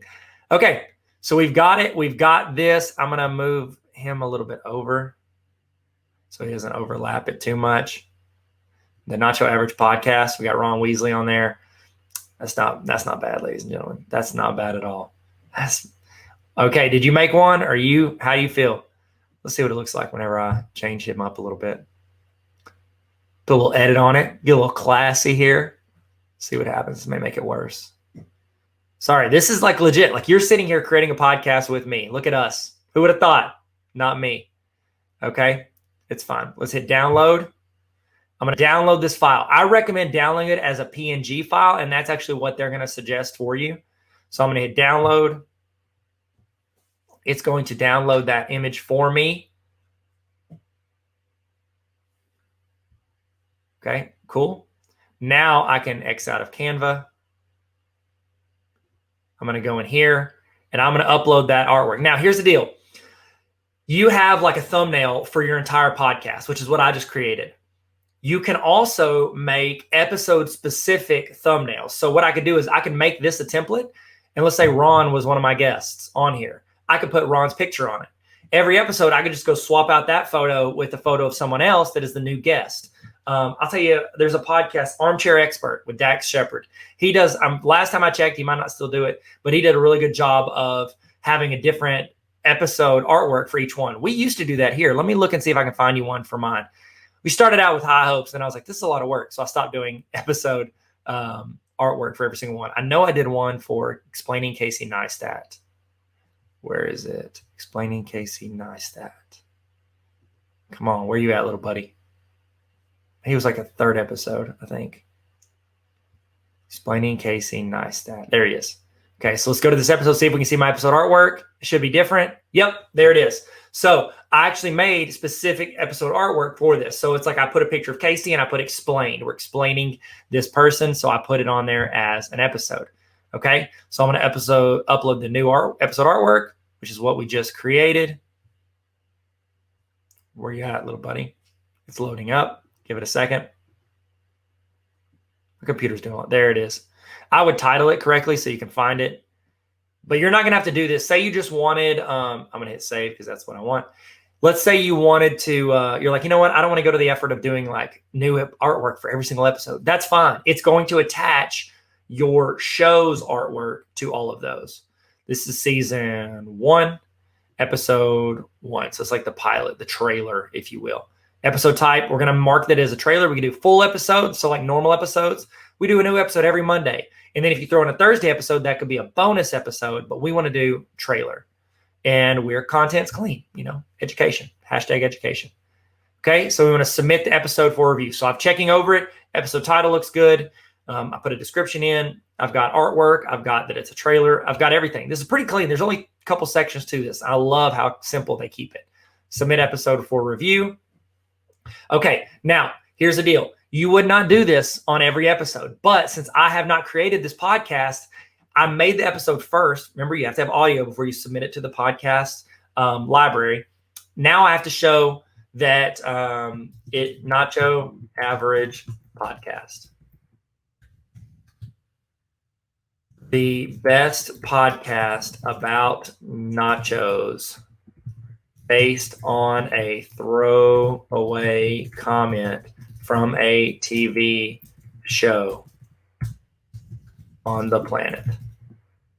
Okay, this is where you're describing your overall podcast. You're not, so if you're doing this with me, you're talking about your entire podcast, not just that specific episode. Okay, I'm going to pick my category. What is this? Let's see. This would probably fit under, let's see, health and fitness. We could talk about, is food in here? Could I do food? Nope. Science. Society and culture. Oh, there's a food. TV and film. We could do TV reviews. It's kind of close because I based it on a comment from a TV show. Language. I'm English. Okay. And I'll hit this first. So if you're like, I don't want to submit this, but I'm walking through this with you, Tyler. I don't want to submit it to the podcast store. Okay. Pause and let me see. When I continue, let's see if it goes live or if we have another option. I'm going to continue. Nope. I think I just submitted it.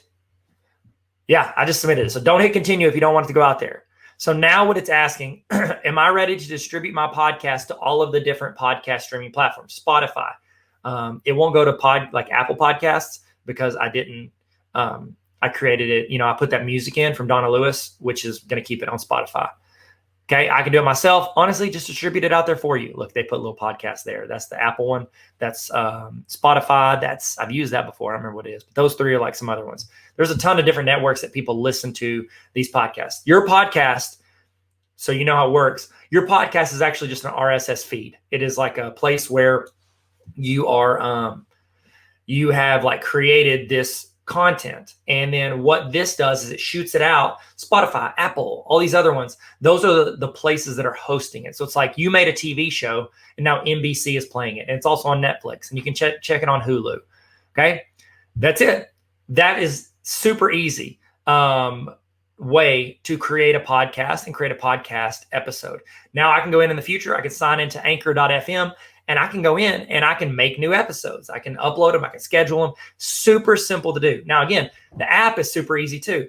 You want to talk about recording devices? Your phone is a pretty good recording device. So a Chromebook's not going to be as good, or a device computer is not going to be as good. But this is this right here. This is going to be super, super easy to do. Now, this is where, and it'll be pretty clean if you do it on your phone. And there's little attachments you can buy to make the audio even better. Honestly, I'm probably, whenever I pick up and start doing my teacher podcast, which I haven't launched yet, so, which I may have, Baller Teacher Podcast, what it's going to be called. And I'm going to interview teachers and talk to teachers about education. So you can actually buy an attachment that goes on here that's like really clean that I'm probably going to purchase. I'll put the link on my website if you want it. This is where it's wanting me to publish it out. I can copy the link. I can put it on Twitter, Facebook, whatever. That's a good way to promote what you're doing. Okay. So there we go. Those are my episodes. This is where my data would be if I had it. I don't have data there. So that is the gist of it. We did it. Look at us. Look at us. We're really doing it. We're really doing it. We created a podcast. Guys, we've created a podcast. Look at you. You created a podcast. Now, if you're like, Tyler, is Anchor the only one that you can do? There's another one that I like. It's called Podcastle AI. Podcastle AI. You can go here to their website, and they just launched this. And I've been talking to them a little bit about what they offer and what they have. You can go in and you can create a podcast.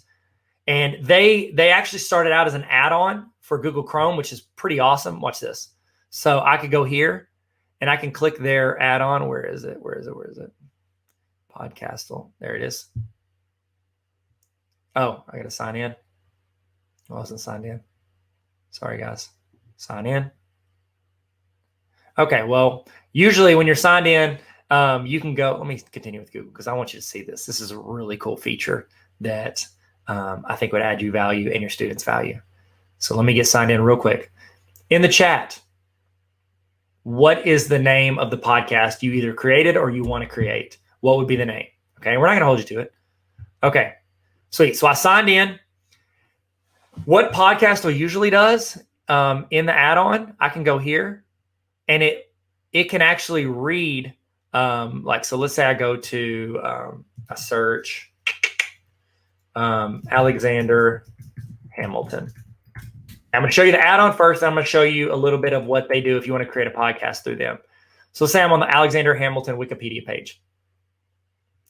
After I've downloaded this add-on, once I've added this Podcastle AI add-on, I can go to the website I want, click this, and there it is. I can take that page and convert it into a podcast.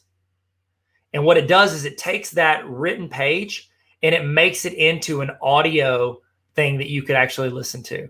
Alexander Hamilton Portrait by John Trumbull, 18,061st United States Secretary of the Treasury in office September 11, 1789, January 31st, 1795, President George Washington, preceded by office, established, succeeded by Oliver Wolgate Jr., Senior Officer of the United States. You can't see it because it's an add-on, but it's on my screen. When you click, let me see, whenever you click that add-on up there, and you hit it, you have the option to turn any page on the internet into an audio file. And it does a pretty good job and it can listen to it. So if you have students that aren't fast readers and they want it to read along with them, you can go in and use that add-on, click it, and then it'll, you can roll in and have it read to them as they read on the page. So podcastle.ai, even if you don't use it to create podcasts, it is a great tool for reading pages and turning any website page into essentially an audio podcast. But they just added the feature where you can go in and create podcasts through them.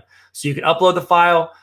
You can convert text to speech. So if say you have you have a book or you wrote a paper, say your students wrote essays and you want to turn those into podcast episodes, you could go in, you could grab this and turn that text into actual audio and have it there. How cool is that for an episode? I can also go in here. I can start recording. Boom, it's about to start. Hey guys, welcome to the Tyler Tarver podcast that'll never reach the real world. This is just a trial run so you can see what it looks like. Hope you enjoy it. Hope you have a great day. Bam, bam, bam, bam, bam, bam. Boom. Then I can add new tracks.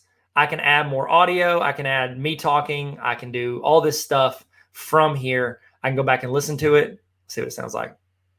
Welcome to the Tyler Tarver podcast that'll never reach. That sounds really rough. And the reason is because I think it defaulted to my computer, which is over there closed, and instead of my mic, which is clean and nice.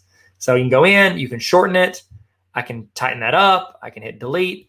This one looks like you have a little bit more, you have more control over how you're editing your audio clips. That's my first instinct on here.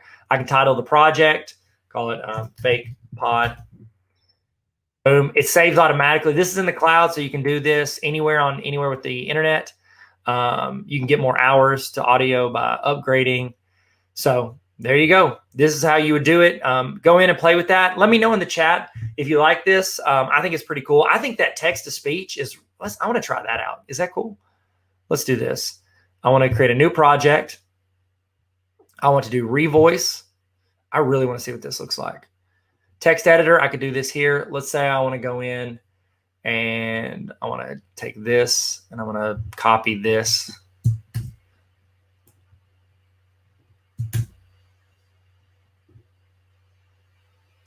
Okay, so what it's doing is it's reading this text and it's generating someone reading this for me. So say you don't want your voice on it, but you want what you've written. Like this, if you make blog posts, this seems like it should be a no-brainer. You should literally, it takes probably 10 minutes and you can turn your blog post into a podcast.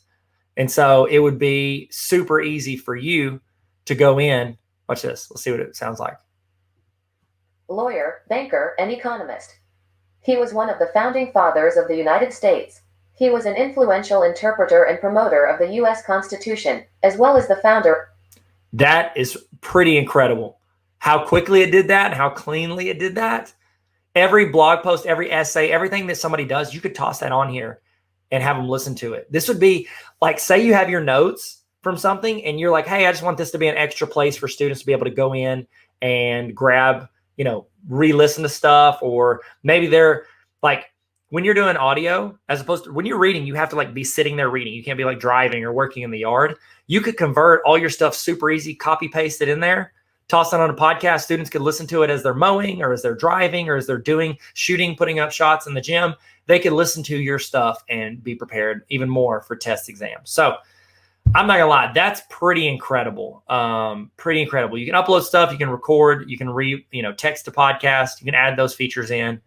Like Magic Dust, I think that's what that does, is cleaning up like your background stuff. Let me see. Magic Dust can be applied on uploads or recordings. Okay, so they can't do it for text because no background. But what Magic Dust does, it's going to go in, it's going to clean up your audio, and then I can export as audio or as text. That's cool. So you could actually have a transcription of your entire podcast by exporting as text. Guys, I'm not gonna lie, like I recommended use Anchor up front because it's the one I was familiar with and it's like kind of been around a little longer and it's owned by Spotify. So it's going to be backed by money. What up? Just like all of us in education, right? Backed by all that cash money. And then you can go in and try out Podcastle. I would love, after you use it and play around with it, let me know if you like it more than Anchor. If you use it or your students use it, seems like it's pretty easy to get started. And you can just export those audio links or audio files if you wanted. So that's my thoughts on that. All right, guys. I hope you got the chance to create this. Go in, make that episode. It's going to email me with updates on, if this gets approved, if there's an issue with it. Usually, as long as like I said, the biggest thing that they would reject was cover art. If it wasn't the right size or dimensions, they'd reject it. I've never had a podcast held up or rejected because of audio. That NBA is Cool podcast, literally, we used to record that on a phone call, like while I was working out. Like it was super loud and noisy. Like the audio wasn't great for a couple episodes. They accepted it. Okay. Audio, it's just got to be on there. It's just got to have some noise that's making, noise, and then they'll accept it. So that's it, guys. I'm excited to see what you create, what your students create. Let me know in the chat. How are you going to use this either in the classroom or in your personal life? How are you going to utilize podcasts to connect and build community with your students? All right. Thank you guys so much for watching and joining in. I don't know how to talk. Thank you for joining in. And I hope you have a great day. Peace. We did it. We did it. We learned something. Did you learn something today? In the chat, I want you to put the thing that you are taking away from today. Put one thing in the chat right now that you have learned or that you have realized or that's reinforced something you think. Put that one that I like to call this the golden nugget. Put the golden nugget from today in the chat. And that way, if somebody's missed it or they checked in, go ahead and you guys can copy paste what other people put. If there's some advice, you can screenshot it. Get this. I want you to throw in the best thing you learned today. It's like a best of highlight reel for your favorite thing that happened during this training. Toss that in the chat right now so we can share and grow together. Okay, we're about to do the evaluation. Before we do, I want to remind you, if you want access to this entire training at any time throughout the year, not just these live broadcasts, you can join the Tarver Academy Honor Roll. Why'd I do this? Hey guys, Tarver Academy Honor Roll. It's like Netflix for teachers. Netflix for teachers, because you have resources, you have templates, you have PDs, trainings. It's literally like a library of trainings, and then access to ask questions, to request resources that I build and send out to teachers all around the world. So tarveracademy.com/honor roll if you want to join the greatest community on the planet. And I'm not biased at all. I mean, all of us, you're on the honor roll. You want to be on the honor roll? Sick. Let's all be on the honor roll. And I'm a dean, so keep me on the dean's list. Hey, that works. Okay. All right. Now it's time for your evaluation. I'd love to get your thoughts on what you thought for this, but also I'm going to send you a certificate saying that you sat through this training. You put in the time. You wanted to learn. You wanted to grow. You wanted to get better. This is going to be a certificate that I'm going to email to you. What I need you to do is I need you to go to the link on the screen or hover over the QR code with your phone. Get your phone out, hover over it. It's going to ask you a few questions. If you don't get this, it means that you put your email address in wrong. Make sure, please do not rush this. Type your email address in correctly. Please, I'm begging you, because if not, you're going to email me, I never got my certificate. It's because your email address is wrong. Type in your email address correctly, fill it out, fill out your name, make sure you capitalize, make it look good, because it's going to fill in to the certificate from this. So I need you to put this in correctly, please. Okay, go there. We're going to walk you through it. Go into this, click on the link, or you can't click on the link because it's on a video. Type in the link on your computer or type it in on your phone or whatever device you have. Scan the QR code, fill it out. I'm gonna send you a certificate with a timestamp on it saying what time you ended. You have proof from earlier if you sent in to the other link of what time you started. And then you also got your notes and all the stuff you've learned, your screenshots, all of that to show your administrator or whoever, your spouse. You show your friends, show people on the streets, all the learning that you did. You can frame that certificate. I think we're all getting framed. You get a frame? I'm getting framed. I'm gonna put it up on my shelf. I got too much stuff on my shelf already. So look at this, Lonzo Ball rookie card. If you got any, by the way, you got any basketball cards you want to sell? Hit me up. I've been slightly obsessed with basketball cards, and I apologize for bringing it up. Look at this. This is all Lonzo Ball. Lonzo Ball, he's the GOAT. Everybody says it. Who's in the chat? Who is your favorite basketball player of all time? I'd love to know. If it's Lonzo Ball, it's quite the coincidence because I had it sitting on my desk. If not, it's probably this guy. Probably this guy right here. See that guy? That's Michael Jordan. No big deal. It's whatever. Don't like to brag about it. It's not that expensive, that card. But if you got any cards you want to sell, holler at me. I don't know why I said that. I'm just stalling so you guys can fill out your evaluation. All right. Y'all feel good? I'm gonna leave this on the screen for you for a little while in case you had to step out for a second. I'm gonna leave this up. Thank you again so much for your attention and your time and everything that you put into learning and growing with us today. I'm Tyler. This is Tarver Academy. Let's learn to have fun. See you guys later.